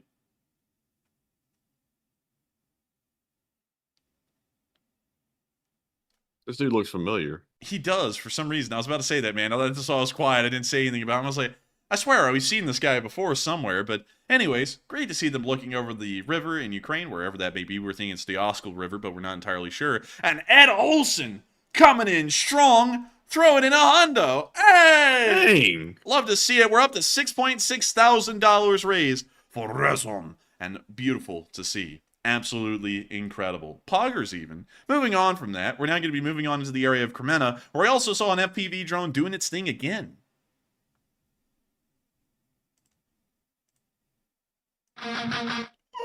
Oh, dear. That gives me the shivers, I'm telling you. Dude, they give me the hibbida-jibbities. But we can see the drone coming on into the tree line here at the Kremena Forest. I noticed this drone's called, I believe, the Kirch. Is it? The Kirch 176. I wonder if this drone was intended for a different target. Foreshadowing much. Now we can see it flying around the trees like it's a damn FPV tournament. I was about to turn British, man. I was literally about to say, man, it's like a freaking FPV, Tony. And I was really like, oh, man, don't do that. But anyways, you see the drone flying around. It looks like it's got a Russian position singled out. It's just not hit yet. Trying to find the right spot. Man, this guy is flying this thing impressively.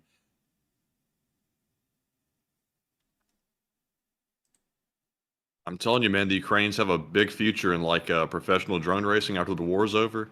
These people are going to dominate. Man, they really do. Oh Look my, at this. what? Look at that. What?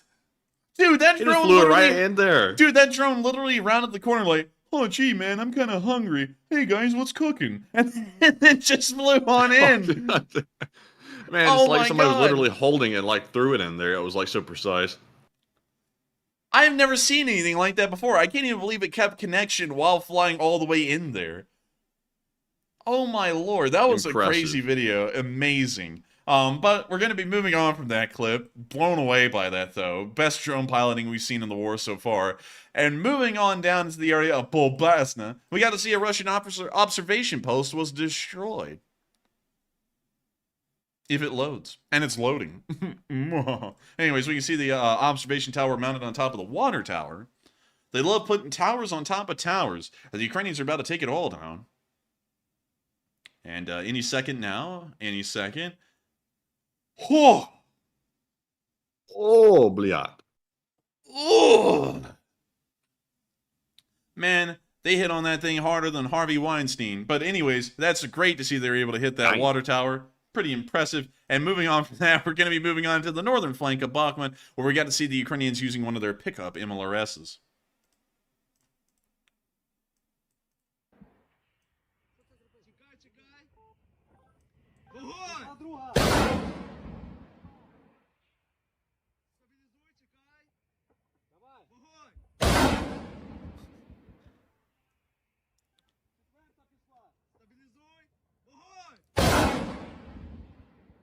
That thing doesn't look like it's very stable, but it works. It works. It works. Don't, Matthew, you can't trash on it too bad. I mean, it works. You know, Matthew, the next pickup truck that's going to be in a country song is going to be this one, Matthew. They're going to be talking about Colbert, pickup truck, 9.234 times 9.5. They're gonna be calling out coordinates in the song for this thing, but still, I love to see it. What kind of truck even is that? It's like an old like Ford or something from the really old days. Yeah, I don't even know what kind of truck that is, man. I would be completely out of my league to say what that is, but really interesting. And also, it looks like to me, that looks like a Hydra rocket pod of some kind, but I don't really know for certain. Still, pretty neat. And moving on from that, and on into our next clip, which is down further south on the southern flank of Bakhmut, we'll be going into a frontline analysis. And let's see here.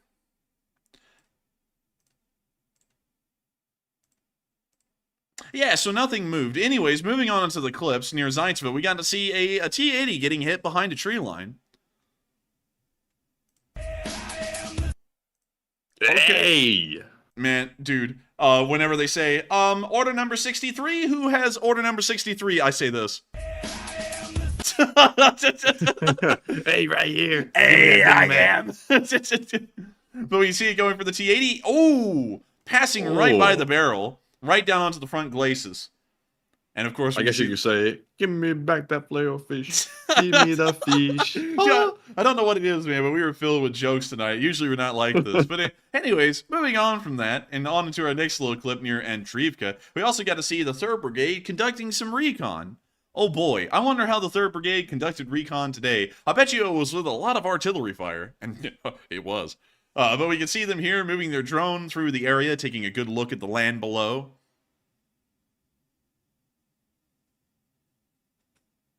And we can see the artillery already landing. It looks like the recons operated pretty quickly.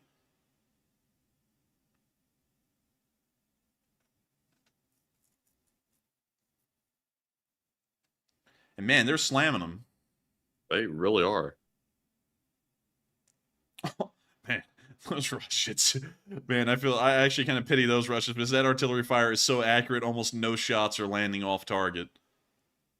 And now we can see another area of the front line.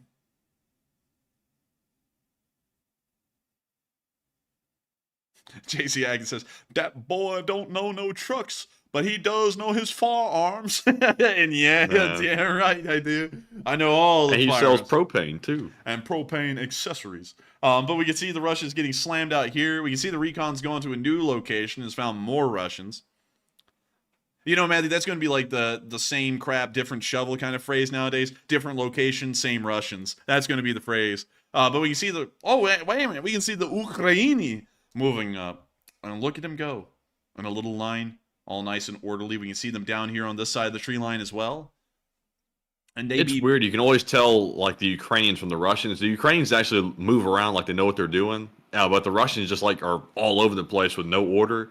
But the Ukrainians, like, creep in like a line. They know what they're doing. It's all organized. I guess you could say, Matthew, they're tactical. They are tactical. Man, they are very tactical. Man, the Russians' version of tactical is, they're there! Where? Over there! What do you mean by that? Where? No, they're over there! You know, and they don't even know where there is. But tactical disorganization, bliat. Dude, Russians... safety is number 9 in priority. Dude, Russians look out of their foxhole. Hey, look at that over there. It's like, what do you mean? Oh, look at that. Did you see that right there? You missed it right there. It was something big going down. Oh, man, something big? Man, if only. The only thing big here is my ego. But anyways, we can see them clearing on out the Russian tree line. And of course, the Ukrainians are doing a great job at that. And with that, that's the end of the clip, but huge credit to the 3rd Brigade. Their recon is a little bit more forceful than most normal kinds of recon. And I gotta say, they do a pretty damn good job at it anyways. But moving on down near Kurtamivka, we also got to see the Ukrainians firing an RPG at the Russians. Now let me see if I can unmute that. Nah. Nah, we ain't unmuting that. And we can see it's a fire extinguisher RPG. The solid kind. Man, you know... He probably wouldn't have to use the fire extinguisher RPG if they had more solid RPG rounds. I wonder what happened to one of them. Oh well. Anyways, we can see him firing it.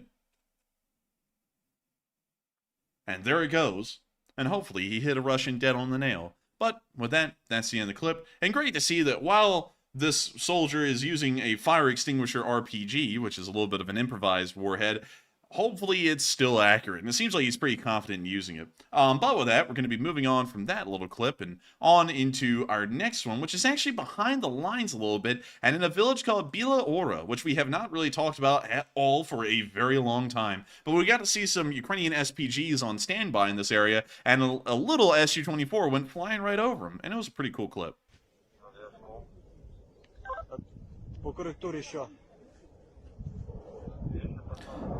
And there it goes. Dang, that's pretty low. Oh yeah. And so with that, that's the end of the clip. But man, you gotta say, that was some pretty cool flying right there. Look at that. Here it comes again. Whew. You know that's gotta be a rush. It's gotta be. And what plane is that again? An Su-24. Let me pull one up so that way you can see a better picture of it. Because honestly, it's one of the few Soviet aircraft that I go, oh yeah, that's pretty cool. So let's see here. Did I just see a War Thunder picture? I swear I just saw a War Thunder picture, and they don't even have that in War Thunder yet. Hang on, I got to go back now. Is that really? Oh my lord, man! It says War Thunder at the bottom. I almost got freaking PTSD from that. I was like, you got to be crapping me if they have like a War Thunder Su-24 picture. They don't. It's a fake one. But anyways, is this like a rip-off version of that jet-powered bomber that we have? The F-111 Aardvark? No, I don't think it's called the Aardvark. I think it's called something else. It's the one that we use still, but it's old. I don't know the name of it. I can see it, but I can't think of the name. So wait a minute, you're saying that these two to you don't look similar? I mean, those look similar, but also the other one we have, the other bomber, looks pretty similar as well. Can you give me a little bit of a description? Let me see. U.S. jet-powered bombers. Let's see if I can spot it real quick. Let's see. I don't know my planes very well, so that's probably a big problem. Let's see. I can't tell you right off the bat. Maybe somebody knows. I don't know, but I can't tell you right off the bat. Dang, Matthew, you could have just said that very plainly. But I'm just kidding. What you mean? Man, you know what I mean, man. We be getting that beef. But anyways, I'd say that this is probably B1. I think that's it. I think it's called the B1. No, man, that's nowhere close to being a B1. B1 bomber. Yeah, B1. That's what I'm thinking about. Good catch in the live chat. Nah, this thing does not look similar at all. If the B1 Lancer has a comparable adversary, it would be the Tu-160 right here, which is called the Black Swan. Those two. Oh yeah, yep. I see. But the Su-24, those are pretty close. Yeah, but the Su-24 is more similar to the F-111 Aardvark than anything. And now we're going down like an airplane rabbit hole, and this is something I want to talk about so bad, but I can't because it's Ukrainian war news. But man, call me mustard, because we'd be pumping out those videos. I would want to pump out a video on stuff like this, like the B1 versus the Tu-160, because there are so many Western aircraft that look so similar to Soviet aircraft and vice versa, but they're completely different from each other, and they hardly even compare most of the time. But anyways, moving on from that, really cool video, and moving out of the Bakhmut area and down on in to the southern front once more, passing through Donetsk, considering there was no video there, we are now going to be moving on into the area of the 72nd Brigade's zone of operations near Volodar, where they were able to take care of a Nona, because it's nonio business how they took this thing out. Just watch, dang it! And we can see the drone going into the back of the Nona and blowing it away. Beautiful. And the Nona starts cooking. Oh! Oh my lord, I didn't expect that. And there was only silence. And the Nona's gone. It appears that the only part of the Nona that survived was the front glacis, and that's that. Quite nice to see, and impressive to see that the 72nd Brigade was able to pull that off. Moving on from that and into the next bit of news near Staromayorsk, we also got to see an FPV drone hitting Russian forces in this direction, although no frontline advances were reported from this area today.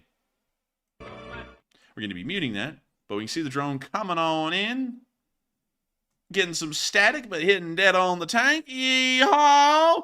I'm taking it on out. And we can see it doing it to another one. Nice. And we can see it even happening to a third one, damn it. And a fourth one. Goodness gracious, I didn't know they were attacking this many armored vehicles in the area, but they are, and they're doing quite good at it. See?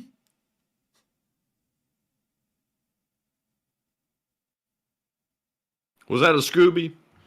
Like, Zoink Scoob, I think it was. Ruh-roh, Raggy, do better voices. But we can see, oh yeah, it's a Scooby-Doo. Wait, no. It's a Zill. It's giving off those Zill. It's giving off those Zill 131 vibes. You know what I mean, Matthew? It's that Khabarovsk factory kind of vibe, you see? Here, let me get up a Zill. Man, this one. Zill, that's it. Yeah, it kind of looked like a Scooby van from the top, but now I can kind of see it now. It's like a canvas back to it. Yeah, it's kind of giving me those Zill vibes. Not a Ural 4320, not a Kamas. It looks a lot like a Zill. I don't know what it is. It's giving off those Zill bits to it. But I guess you could say it went from a Zill to nil. Wait, hang on. Let me do the right one. I forgot how to do the laugh. But anyways. I was trying to imitate that guy. Yeah, I started doing Squidward at the start. I went. But anyways, moving on from that and moving on out of the area of Starmine, it's wonderful to see all the drone attacks they were able to conduct. And moving on towards Wheelapole, we also got to see some Martyr 1A3s in service. Ooh, I think that's Winged Hussars, so we're going to have to mute that. But we can see the Martyr 1A3s driving by. And whoa, easy guys, don't be a martyr. But we can see them driving by in a column here. And Martyrs are pretty cool. These appear to not have any anti-tank weaponry mounted onto them, but the little 20mm autocannon is great for infantry support and also has a pretty decent rate of fire. But moving on from that little clip, which is wonderful to see, we're now going to be bypassing the area of Robotyne, considering we covered all of that earlier. We're now going to be moving on down to Kherson, where we got one video, and of course this is our daily video from United 24, of course being affiliated with them, and we got to see a little bit of how the Ukrainians, or how some former U.S. Military members were talking about crossing the Dnipro. So check it out. Hi everyone, my name is Zhenya Melnik, and here we have Nick, and we have... Now I hate to pause this 4 seconds in, but considering that there was a nice lady here at the very beginning of the video, I'm sure the Sims are about to start crawling out in the live chat, and we're about to see some of the most depraved things that mankind's ever witnessed. I asked that everyone does please refrain, because I want to keep it decent in here. There are kids watching the show, funnily enough, and I don't want them to see weird stuff being said in the chat. But anyways, here's the video. Chaz. They're both from America. Nick was in the Marine Corps and Chaz was Navy. Last time I met Chaz, it was after the Nova Kakhovka Dam was blown up by Russians. How did that impacted the landscape now? What did it change in terms of like tactical possibility of tactical operations and stuff? There hasn't been any big difference. You still have a river. At the end of the day, it's maybe a little bit smaller now, but once, like I said, when the flood, you were there when the flood waters came up, and that would make it obviously very difficult because now you have houses, there's debris, you don't know where the river is shifted. There's a lot of unknowns, but after a couple weeks and all the water so I'm looking at it right now on the map.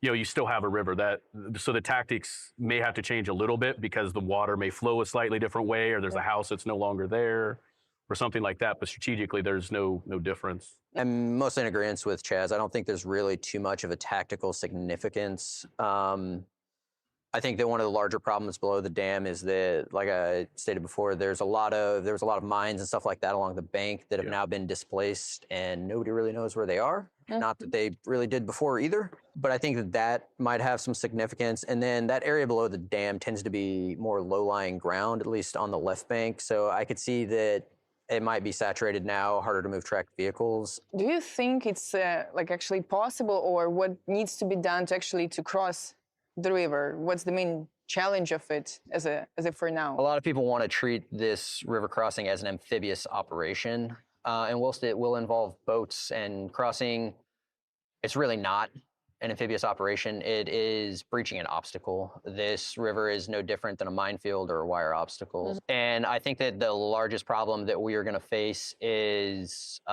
gaining that initial foothold because of the terrain across that river and because it's very heavily fortified by the Russians. For a lot of that area, you're either going across the river directly into a complex urban environment. So you're going into a town, basically. Or you're going into 1 kilometer to 2 kilometers of basically swamp. So it's like you're going into a very either way, you're going into a very difficult environment to operate in, and especially for armored vehicles. And another big part about that is understanding what we're going to do when we get to the other side of the river. On the other side of the river from like Kherson, you have Olevsky, right? Then once you get through that village, there's nothing. It's a desert. It's really the largest desert in Europe. I think the biggest problem is making sure we're fully prepared to make that push, because once we make that push and we get them on the back foot, we have to be able to exploit that, continue to push them and keep that pressure on them. We can't just get on the other side of the river and go, oh, cool, we're on the other side of the river now. Yay, yeah. So I think that's another big thing that's kind of hindering or slowing down our process to get over the river. And with that, that's the end of the video from United 24. A very interesting little discussion there about how to conduct a river crossing. But with that, that's the end of that video, and a pretty interesting insight. And those guys were U.S. Marines, or one was in the Navy, I think? One was in the Marines and one was in the Navy. Oh, wow. That's definitely interesting. Those guys are just over there in Ukraine, I guess, at the United 24 studio. Yeah, I guess they're just kind of chilling, hanging out, you know? Chilling, I'm telling you. Man, I'm telling you. But anyways, we're going to be moving on from that video. Of course, a great one made by United 24. And we're now going to be moving up to Kyiv to cover the speech from President Volodymyr Zelenskyy here on day 578 of the war. And so, without further ado, here is the speech. Jinx, gotcha. Бажаю здоров'я, шановні українці, українки. Продуктивний був тиждень. Дуже. Ми маємо багато хороших оборонних та інших рішень. Оборонні пакети від Сполучених Штатів. Це і артилерія, потрібні снаряди, ракети для хаймарсів, ракети для ППО, додаткові системи ППО, тактичні машини і ще деякі інші види зброї, які заявлять самі по собі на полі бою. Від Канади ми маємо рішення про тривалу оборонну підтримку, обсяг $500 мільярда США. Зокрема, це медеваки, евакуаційні машини, які дуже потрібні на фронті. Домовились про виробництво та постачання. Є історичне рішення Америки про спільне виробництво зброї та оборонні системи, зокрема і ППО. Це те, що було абсолютно фантастикою ще нещодавно, але стане реальністю. Ми зробимо це реальністю. Кожен, хто працює на державу. І це нова якість оборонної промисловості України, значно сильніша. І це ж економіка, захист для наших міст, підприємства, нові робочі місця для обох наших народів, і для українців, і для американців. Ми маємо чітку перспективу, те, про що вже домовились, нової міцності України для недопущення повторення російських агресій. Я вдячний президенту Байдену, усій його команді і кожному в Америці, хто цінує свободу та підтримує Україну. Провів дуже важливі зустрічі в Вашингтоні в Конгресі. Обидві партії, обидві палати. Було дуже багато питань, багато діалогу, однаково щирі відповіді, абсолютна відвертість і щире розуміння. І ми спеціально запросили такий формат зустрічі та спілкування в Конгресі, який потрібен для максимальної детальної розмови. І завдяки цьому довіри стало більше, і я почув, що підтримка України збережеться. Загалом в Америці прозвучало багато морально сильних і важливих позицій на різних рівнях. Від найвищого рівня до усіх тих, з ким працювала українська делегація. Так само і в Канаді. Чітка єдність, є нові санкції проти Росії і буде ще більше санкційного тиску. Ми маємо економічні домовленості і з урядами, і з бізнесом. Є рішення про зону вільної торгівлі з Канадою. У Вашингтоні меморандум щодо взаємодії в енергетиці. В Оттаві домовленість щодо відновлення Каховської ГЕС та реконструкції Канівської. Очевидний інтерес великих компаній і США, і Канади працювати в Україні. На рівні Мінстратегпрому взаєморозуміння з оборонними компаніями. І є дуже важливо взаєморозуміння на рівні суспільств, на рівні звичайних людей, які дійсно переживають за Україну та дійсно бажають нам перемоги. А усім українцям захисту від російського терору. Коли звичайні люди в Америці кажуть, що моляться за Україну, і це дійсно зворушує і додає сили нашим відносинам. Окремо я хочу подякувати за готовність уряду Канади виділити фінансування для музею Голодомору геноциду, для добудови цього музею. Символічно, що саме Канада підтримує Україну у захисті історичної пам'яті. Дякую, Канадо. Ми маємо домовленості першої леді України щодо підтримки реабілітації ветеранів. Є відповідне українсько-канадське медичне партнерство. Олена розширює доступ української культури до провідних музеїв світу. І зараз є домовленість з музеєм Метрополітен в Нью-Йорку. Важливі зустрічі, звернення були в Олени і на майданчику ООН, зокрема те, що стосується захисту українських дітей у час війни. Україна представила цьогоріч в ООН бачення реформи ключової інституції ООН – Ради безпеки. Рада безпеки зараз взагалі не здатна зупиняти агресії та реально повертати мир через застарілу систему вето, коли немає жодного обмеження для зловживання агресором правом вето. Це треба змінювати і взагалі треба давати більше прав і можливостей в ООН усім націям, які поважають інші нації та мир. Я впевнений, світ підтримує таку нашу українську позицію.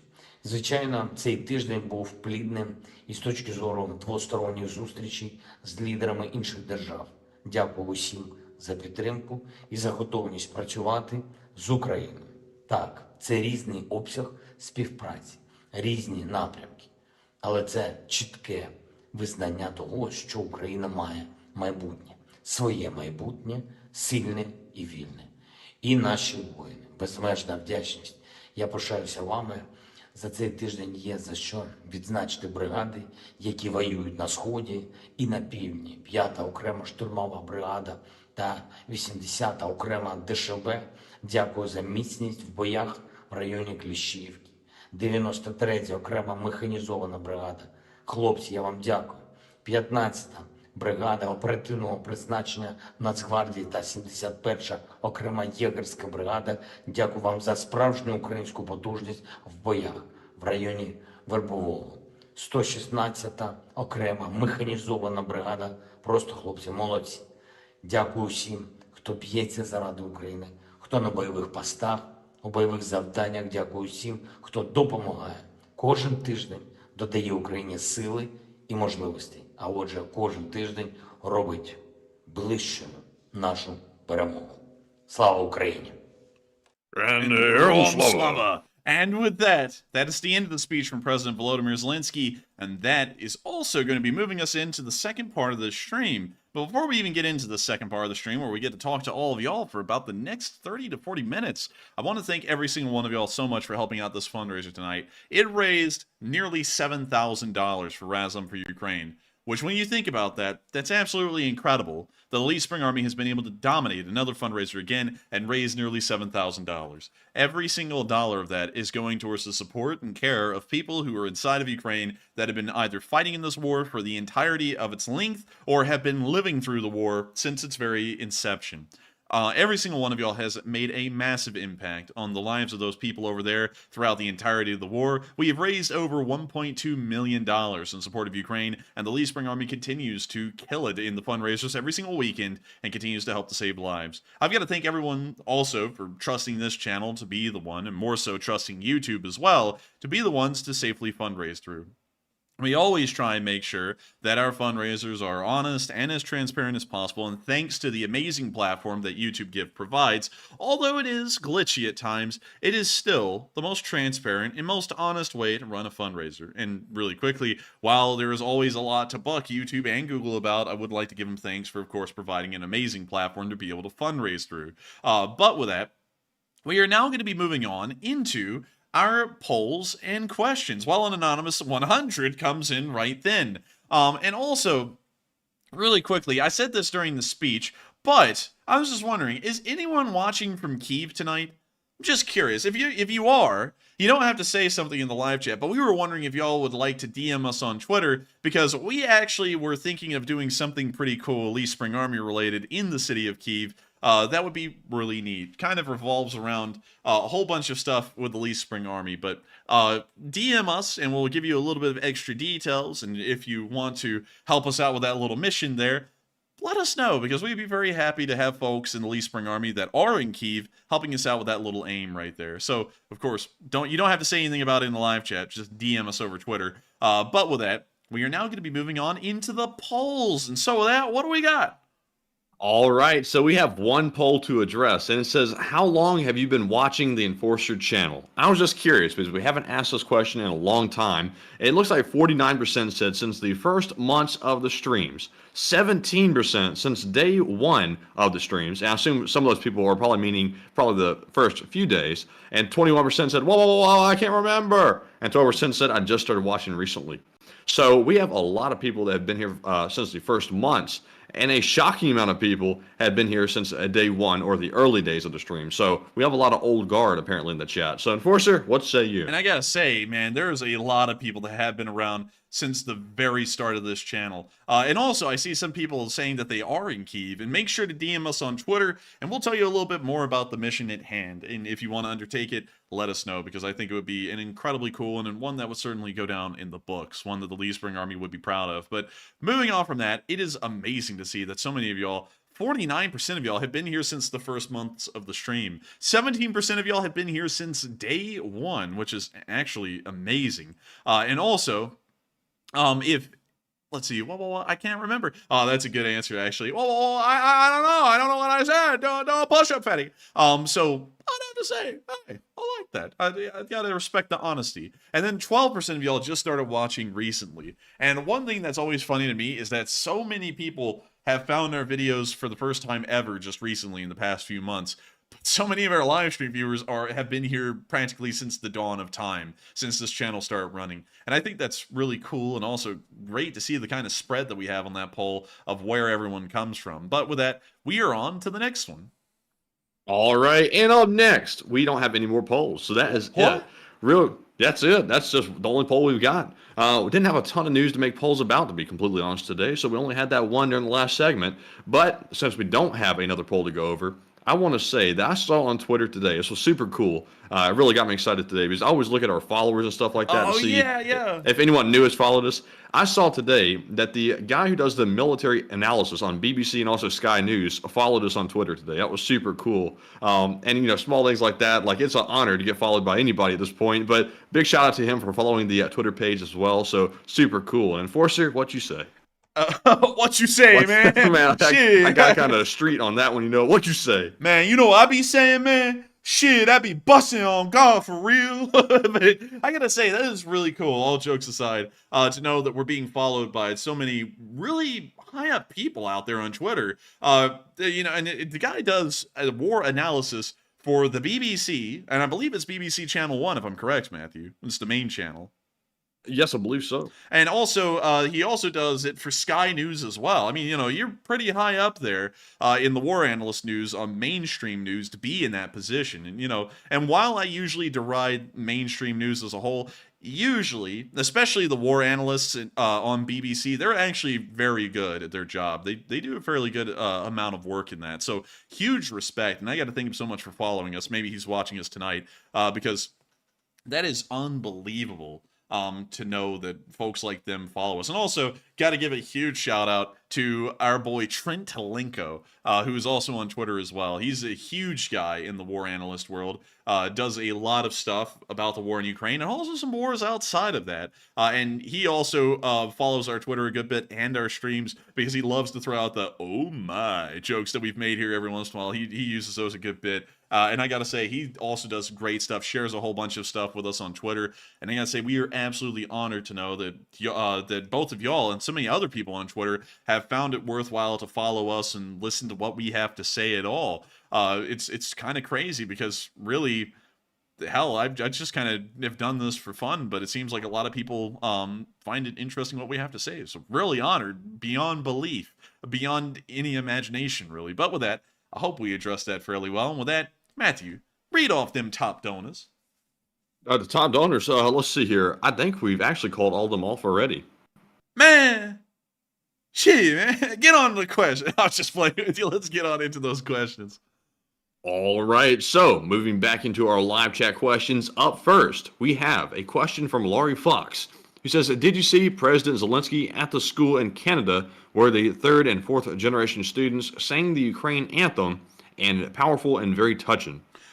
We actually did see that. We actually showed that last night, I believe, on stream. It was the speech from President Zelenskyy. But one thing that was funny is that we skipped forward past the first person to speak, and then we also skipped a little bit through the anthem, and then so some people wanted to give us heat in the comment section, like, "Oh, it was so disrespectful." It's like we play the Ukrainian anthem entering the stream and leaving it every night. It's like, it's like we're trying to get to the speech from Zelenskyy. So I don't know what was up with people and giving the heat on that. You don't need to listen to haters, but whenever the haters sit there and just complain over everything, you're like, oh my God, what is wrong with these people? We don't play the whole Ukrainian anthem, so now we're pro-Russians. It's like, what a bunch of idiots. But anyways, moving on from that, I did see that, and we did play his speech from there, and it was a really cool one, but they put a translator over him, and he was speaking English, and then they translated it back to Ukrainian, and then we had English subtitles, so it was just a mess, but still an incredibly cool little deal nevertheless. And so with that, I hope that does address that, and we are on to the next one. All right, and up next we have a question from Wandering, who says, I was wondering, and they were, and they said a two-part question, are Russia supply trains and tracks within firing range, and will the Rasputitsa hinder truck transport for Russian supply chain? Yes, the Rasputitsa will actually make it more difficult for both sides to deal with supplies and logistics. So that means whatever you're at right now, it's going to be several steps worse off when Rasputitsa comes around. So if your logistics are exceptional, they will be good by the time the Rasputitsa comes around. If your logistics are unexceptional, they're going to be terrible by the time the Rasputitsa comes around. So it's going to have a massive impact on the supply abilities of these militaries, and that also will greatly affect their offensive and defensive abilities during that part of the year, because there will be less supplies that both sides are working with. And so with that, I hope that does address that fairly well. And with that, we are on to the next one. And also, real quick, I saw Christo0187 say that the Canadian Parliament gave a standing ovation to something there, something about the Nazis. Is that true? Because I saw that in the news today, and I wasn't sure if that was something that was made up or true or not. I really didn't look into it, but unfortunately, do you know? I don't know. I'm not even going to leave a comment on it, because I've heard something about that, but I usually just blow stuff like that off. May have been true. I don't know. But I don't really have an answer off the top of my head right now, but man, they brought that guy and he went, "Geschlecht verleihen." Oh dear, man. Anyway, so that we're on to the next one. And the next question goes to Neil Vizanot, who says, after the war, do you see NATO deployed in Ukraine for anti-insurgent operations? And also, I did some math, and the Russians will hit 300,000 gone and eliminated in 48 days. And what are your thoughts? Man, my thoughts on that are, man, it could have been sooner. But also, that's pretty good to hear, because while it's people that are getting, whacked, so they're not going to be around, it's still something that has to be done. And I don't understand. I got to be honest. I got to go on a little bit of a rant here. I don't understand people who sit there when I say, "Oh, that's great to hear," they go, "Oh, how dare he?" Because it's like, what? Well, what would you rather hear? There's less of them dying and more Ukrainian citizens are getting slaughtered by the Russians. It's like that's the alternative. Everyone acts like you're supposed to always, whenever anyone in the world gets greased, you're always supposed to go, "Oh, that's terrible." It's like, no, I'm not. If Osama bin Laden gets his brains blown out by SEAL Team 6, I'm going to cheer it on. It's like, that's the way of the world. I'm not going to sit there and act like everyone's life is valuable and precious. What am I going to do? Cry when Hitler kills himself again? It's like, come on, gotta sit there and applaud it at some point. And largely for the Russian soldiers, I don't really have a lot of pity for most of them, or really any of them for that matter. So hearing that they'll be reaching 300,000, that's fine with me. And that hopefully means that the war will be coming to an end a little bit sooner rather than later. As far as the first part of your question, can you reread that one again, Matthew? They said, after the war, do you see NATO deployed in Ukraine for anti-insurgent operations? I don't think there's going to be any counterinsurgency going on in Ukraine. I have a feeling that things are mostly going to just stop in Ukraine once the war is over, especially if the Ukrainians are able to take back all of the occupied areas. I don't really think there's going to be a lot of insurgents left over. Most of them that would have been insurgents will have probably died in this war by this point. And so with that, I hope that does address that fairly well. And with that being said, we are on to the next one. And up next, we have a question. Actually, we have a donation we have to call off first. We have a 62 from Rolsk. and they brought us over the $7,000 mark. So big shout out to Rolls for that, and we are well above goal. And what the hell was that? Man, that was a donkey. I don't know why I did that, but I was like, that would be a funny sound to make. But hey, we got Damn, man. What the hell is even that? What the hell is even that? But we made it over $7,000. Impressive. Wait, hang on. Absolutely banging. And I gotta say, wonderful. And so, thank you to everyone once again for helping this fundraiser to be possible. We reached $7,000 tonight. That's $7,000 of support for Razom, and $7,000 more that could be used by that nonprofit to help save the lives of folks over there. And so, thank you all once again for helping out this fundraiser in every single way. And with that, we are on to the next one. I see people caught onto the reference in the live chat. Daddy, chill. What the hell is even that? Man, I'm telling you, that became a famous meme for sure. But anyways, moving on to our next question. We have one from Christian Cruz. He says, question, the northeast part of Zhukovsky Airport has the best targets ever. MiG 1.44, the Berkuts, Swans, Bears, and SU-57s. Oh my, this place got everything. Is it the next Ukrainian attack? Oh my Man, it's Lord. loaded. Oh my God, this place has got everything. It really does. I don't know. They got a little something for everybody. Man, they got a little something. Look, they even got the Berkut. The Berku. I know it's the Berku. I'm just saying that to say. But look at that. Oh, they don't. Well, they have reviews. Hang on. Hold up. Server error. It's a server error. Come on. Can't pull those reviews. Yeah, don't fail on me now. We got to get those reviews. Man, what? How jacked up is that? But that's the Su-47 Berku, which is, or Berkut, whatever you want to call it. Pretty cool. And then you have a Tu-144, like you said. It's the Soviet Concorde. Pretty neat. Is that a freaking Airbus A380? Looks like it. Kind of looks like it, yeah. But it looks like it's been there forever. So I don't know about that, but let's see what else they got. A lot of civilian airliners. They got a Tu-160 and a Tu-95M, and then they have more civilian airliners, and then they have more civilian airliners, and then they have a lot of Aleutians that appear that they've had better days, kind of like the Russians themselves. Let's see, what else do they have? Let's see, they have more cannibalized Tu-160s around here, and a Tu-95 Bear. They also have, what the? Oh, that's an Su-57. Actually, I was like, what the? And then I was like, oh, it's just, you know, the non-stealth stealth fighter. And then we got the Su-33s, MiG-29s. Dude, this is like the scrapyard for everything the Russians don't use, because a lot of it looks like it's in bad shape, like it's not even flyable. And that might be the Russians' top stock. Might be. It might honestly be. Let's see. I say level this. Level the whole place. Man, they got some MiG-31s, MiG-29, some more Su-30s, it seems. Wow, damn, they really do have everything in this. 2 Mi-26 airframes just hanging out, just chilling at the runway. What type of place is this? I don't even get it. Like, wait, hang on. Let's go down here. Max. What does this look like? Is this their air show? Oh, this is where they hold the air show. This is why they got all the spare garbage lying around, so they can whip it out every year to make it look like the Russians are in good shape. Because there's the Concorde, the Soviet Concorde, right there. That's the Soviet one. That looks like it's got the droop snoot on it and everything. Man, that thing be going. I smell bankruptcy. And also they got a Ka-52 out there doing its thing. Oh man, goodness. Oh man, they can't afford to lay that ammo in front of it like that. Like that's too costly. Man, that's like 5 million rubles at least for one bullet. It's not even the whole chain. Man, that's the difference between losing the whole unit and surviving right there. And then they got the Tu-95 out here. They whip that thing out of storage every week. And then they got an Mi-8, like that's new. These things are from the 60s. An Aleutian 76. Oh man, they got the Su-34, man. You know what this thing does whenever it gets up to your ear like this, man? It goes, wang, wang.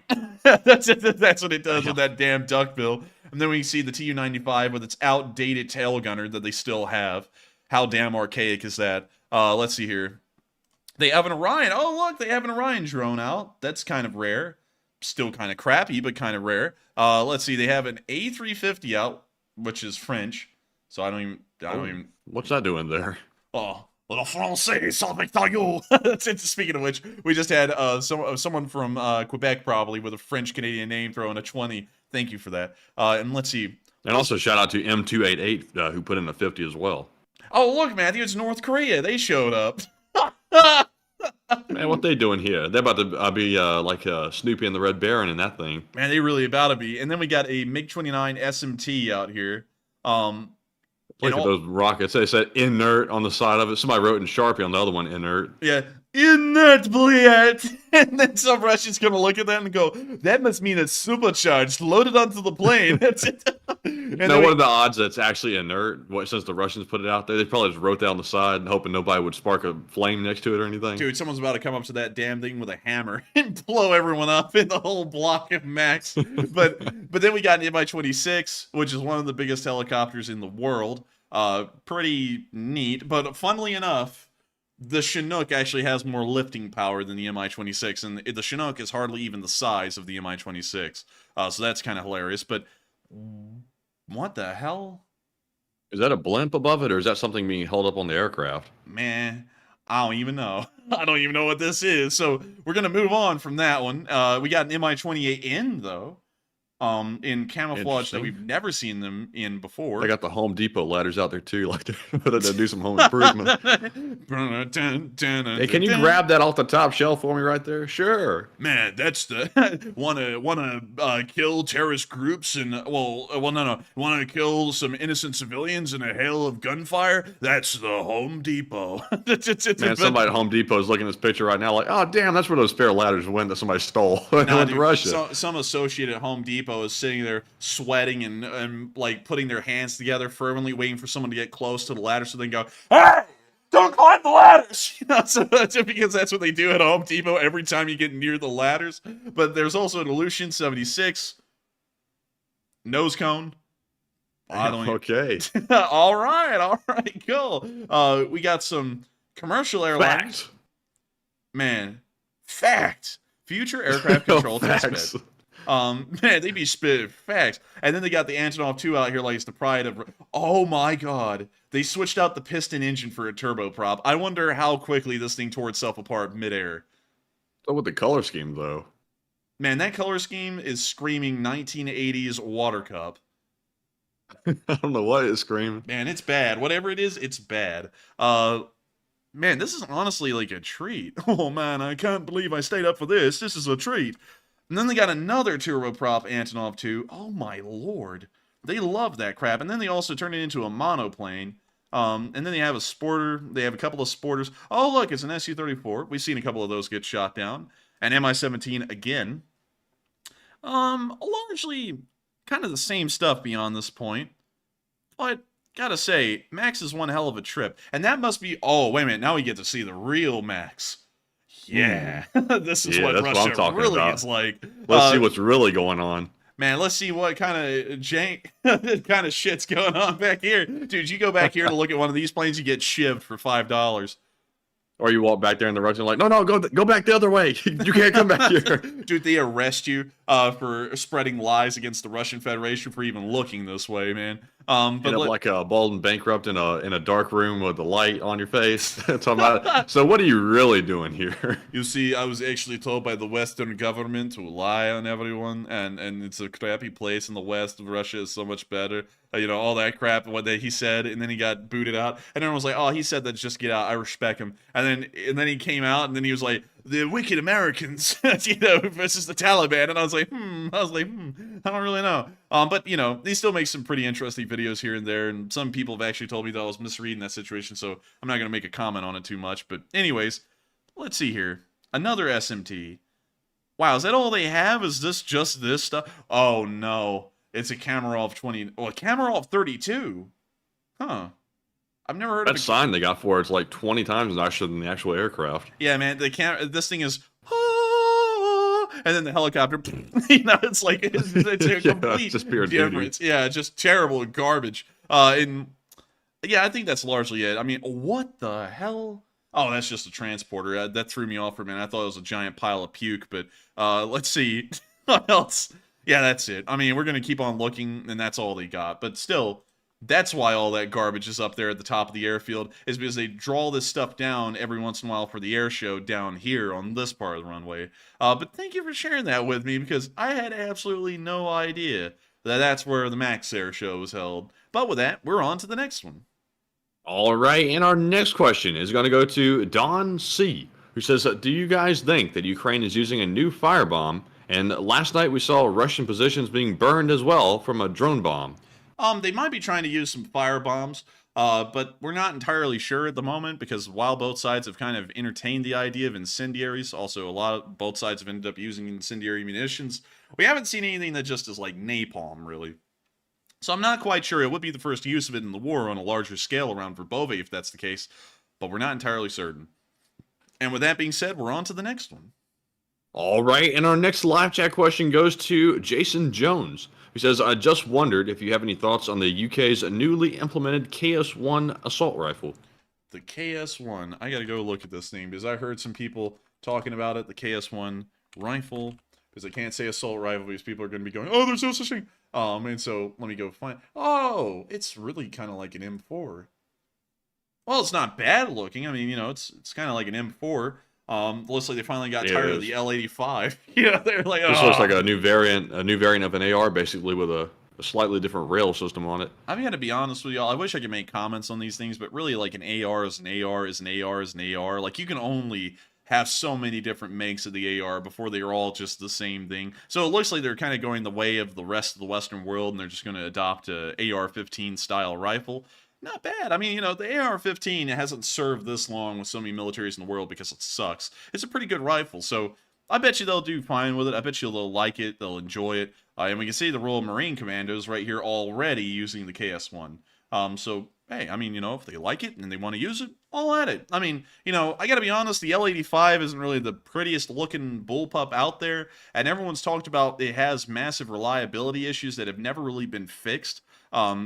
Yeah, well, most of the major ones have been fixed, but there's still minor reliability issues that were never fixed with the L85, so it's probably a necessary move towards that direction. But I gotta be honest with y'all, I hate to think that British small arms are going to be going the way of you know, where they're really just going to kind of be like a copy-paste of the United States as far as weapons development goes. The British have always had some really interesting rifles out there that they've either designed or used. Like the L1A1, which was a copy of the FN-FAL. It was a really cool rifle. Of course, you know, kind of like a copy of another country's rifle like the SR1 would be.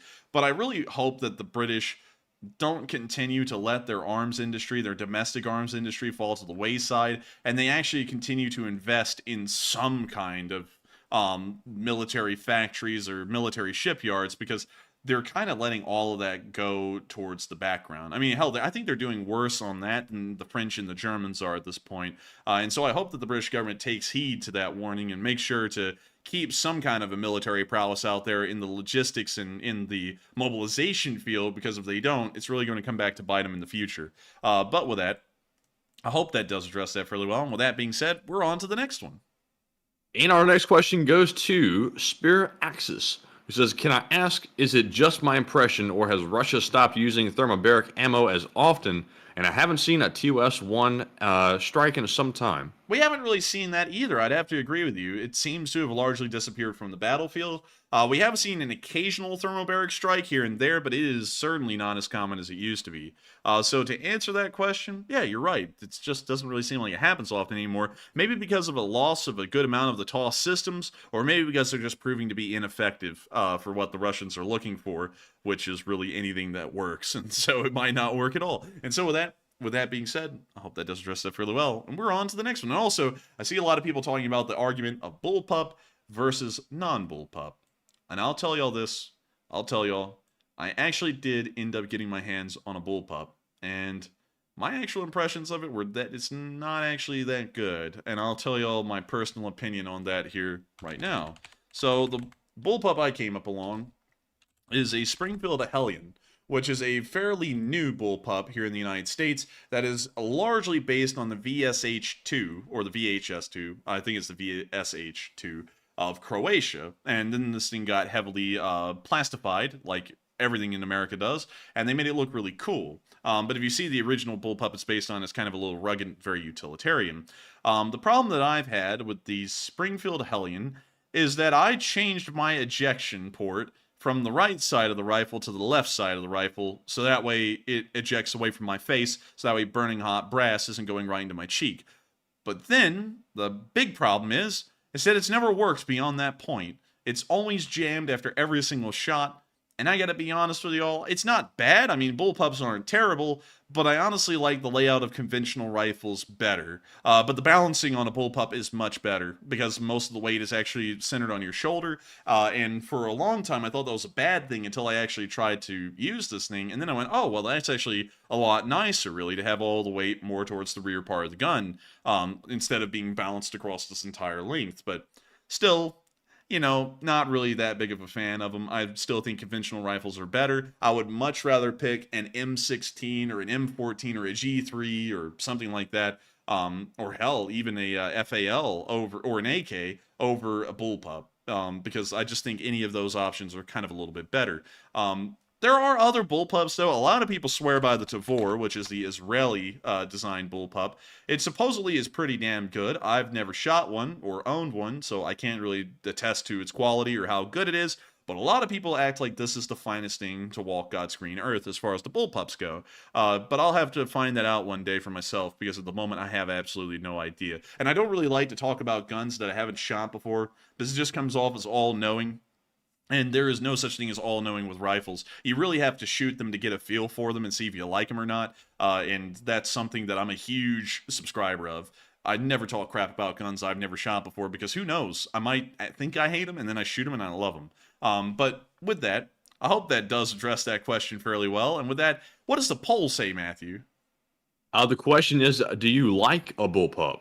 45% said hell. 33% said yes, bullpup good. 21% said no, bullpup bad. And out to be in the 22%, bullpup is bad. I don't like them. Good attempt at a new gun design, and I got to give it to people that design guns. You know, it's obviously above our pay grade, so good on them for trying, but I don't think it really worked out. But Enforcer, what say you? And I have to say, not all bullpups are bad. I have gotten the ability, because I see a lot of people bringing up a specific bullpup. I have been able to shoot the one y'all are talking about, a P90. And I've got to be honest with y'all, can't go wrong with a P90. P90's solid as hell. It's a really great design bullpup, but honestly, it doesn't really enter the realm of bullpup in my mind that other bullpups enter, like the Springfield Hellion or the Tavor, because this one shoots a pistol caliber cartridge, and it also is completely different in most ways than other bullpups. For example, most of the other bullpups I'm talking about, they have a conventional loading system where you have like an AR style magazine and you load it from the bottom, kind of like a normal rifle. But with the P90, it's actually a magazine that rests on top of the gun, and you slide it into this little opening right here, and that's completely different than any other bullpup. Also, its ejection port is straight down, which is also completely different than most other bullpups. There are some bullpups, however, that actually eject the casings out of the front of the rifle, near to where the barrel is. But that's very rare from what I understand. I think there's only 1 or 2 models of bullpups that do that. And also, this thing fires a pistol caliber cartridge. It doesn't fire a 5.56 round or anything larger. It's a 5.7 by 28, which is what an FN 5.7 pistol shoots. So it doesn't really enter like the realm of bullpup that every other bullpup is in. But for what it is amazing. I would say this is like the Ferrari of the bullpup world, if you want to throw it into that. For the most part, you can't go wrong with the P90. It's nice. It's nice. It's form-fitting to your hands. It's fairly accurate. I mean, hell, it's actually pinpoint accurate for what it is. And especially if you get the PS90, which has the extended barrel, which is this one right here. This is the one that's available domestically in the United States. This isn't the one that you have to go to the gun range and specifically request and rent, because it's a automatic firearm. They're rare as hell and you never see them anywhere. But this is the one you can normally get here. And with the extra length of barrel it's got, which makes it a 16-inch long barrel inside of this thing, which is bizarre when you see it, because you wouldn't believe that there's 16 inches of barrel in that thing. It is incredibly accurate for what it is. But I still wouldn't call it a normal bullpup like an AUG. Because the AUG does fire a 5.56 round, and that's what I consider more of like the actual bullpup category, is like 5.56 or 308 or something similar to that. But with that, I hope that does address that fairly well. Went full nerd on y'all talking about these bullpups here. But I would have to say bullpups are okay, but I still think I would go with the conventional rifle just because. And so with that, we are on to the next one. All right, and our next question goes to Jessica Byrne, who says, do you think that Ukraine is pushing now because of the onset of winter coming up and future ground conditions? I think so, and I think that's certainly why we're seeing that the offensive is ramped up today, and the Ukrainians are literally scorching villages in hellfire, is because they're trying to make it towards Tokmak before the Rasputitsa sets in about a month. That is a massive amount of ground to cover in a month, however. They haven't really covered that much ground in a single month so far during the counteroffensive, but if they really put themselves toward it, like we saw them putting themselves towards destroying the Black Sea Fleet, I'm sure it's possible. And so with that, I hope that does address that fairly well, while the coffee makes me like burp right there. And with that, we're on to the next one. All right, and we have 3 more questions left in the spreadsheet, and this one goes to no capping. This one goes to Margaret Hemsley, who says, could Ukraine push over the Dnipro River towards Melitopol and then into Crimea while Russia is focused on Bakhmut? Yes, they could. And that's something that I've been thinking about lately, is that if the Ukrainians are running into so much resistance in a front-on offensive in the south, the doctrine, well, not the doctrine, the strategy needs to change to where they attack over the Dnipro River, because there's no Russians there at the moment. And if they attack over that area, they probably meet very little resistance for about the first week or two of that offensive until Russian forces could be brought into the area and try and stop their advance. And by that point, they might be at Armyansk and actually inside of Crimea. So I would say they certainly should try and push where there is the least resistance, because that is common sense as far as fighting a war goes. And so with that, hope that does address that fairly well, and we are on to the next one. And also, I saw a lot of people, Matthew, saying sharps, because they're making fun of what I said last night, probably. But yes, I would have to be honest with y'all, sharps ain't that bad. I was actually watching some more videos on these things today. And actually, let me type in sharps rifle, so I'll pull it up. I was watching some more videos on this thing today, and this thing actually stands up incredibly well marksmanship-wise in the modern day. I saw people, Matthew, hitting accurately at a mile out with iron sights with this thing. But I wonder how steep the learning curve, the training curve is on that, because surely you don't start off being that accurate with such a simple targeting mechanism like that.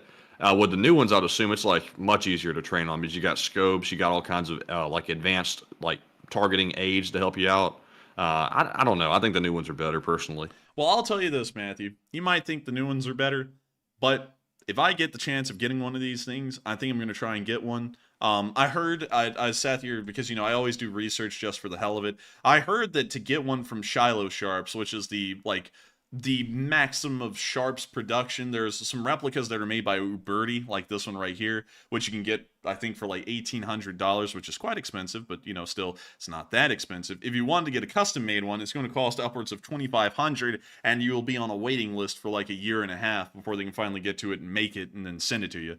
So I would still love to know what this rifle is like to actually shoot it. It shoots a damn big cartridge. 4570 is a pretty big of a whopper. But I wonder, you know, how accurate would this thing really be with almost no experience with the rifle? Could you hit 600 yards or hell 900 yards without much effort? Is it that accurate, or is it all hype? I don't know.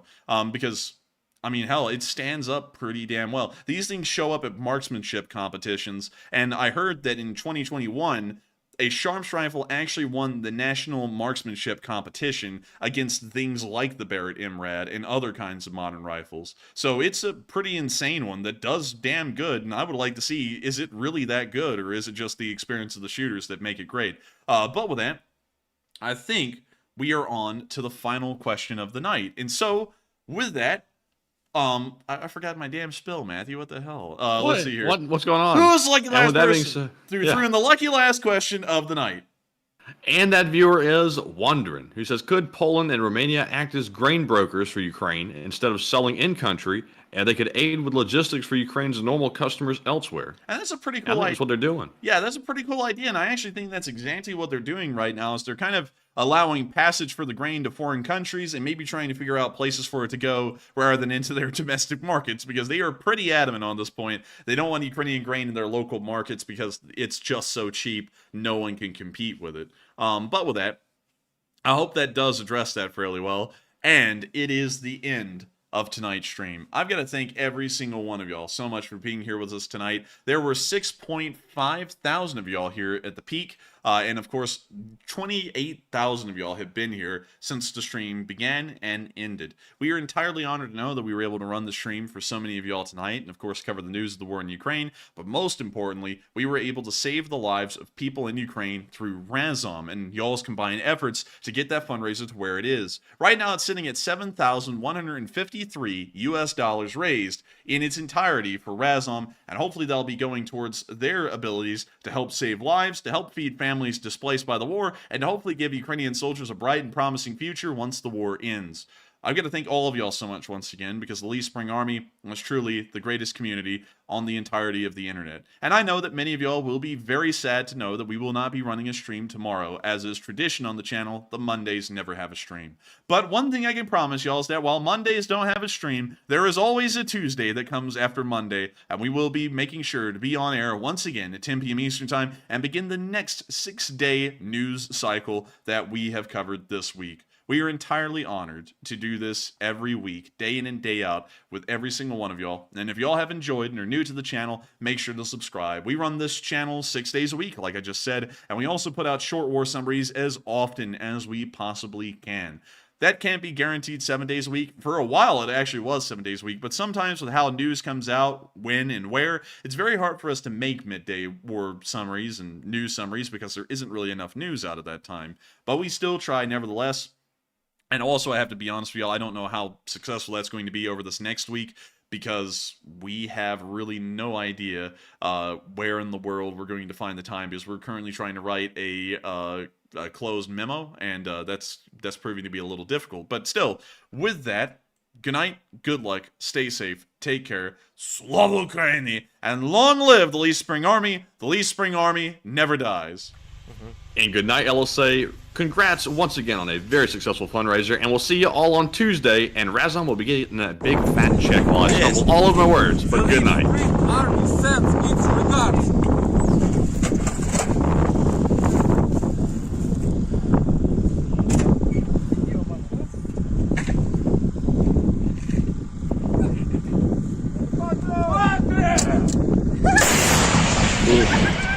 Русский военный корабль. Предлагаю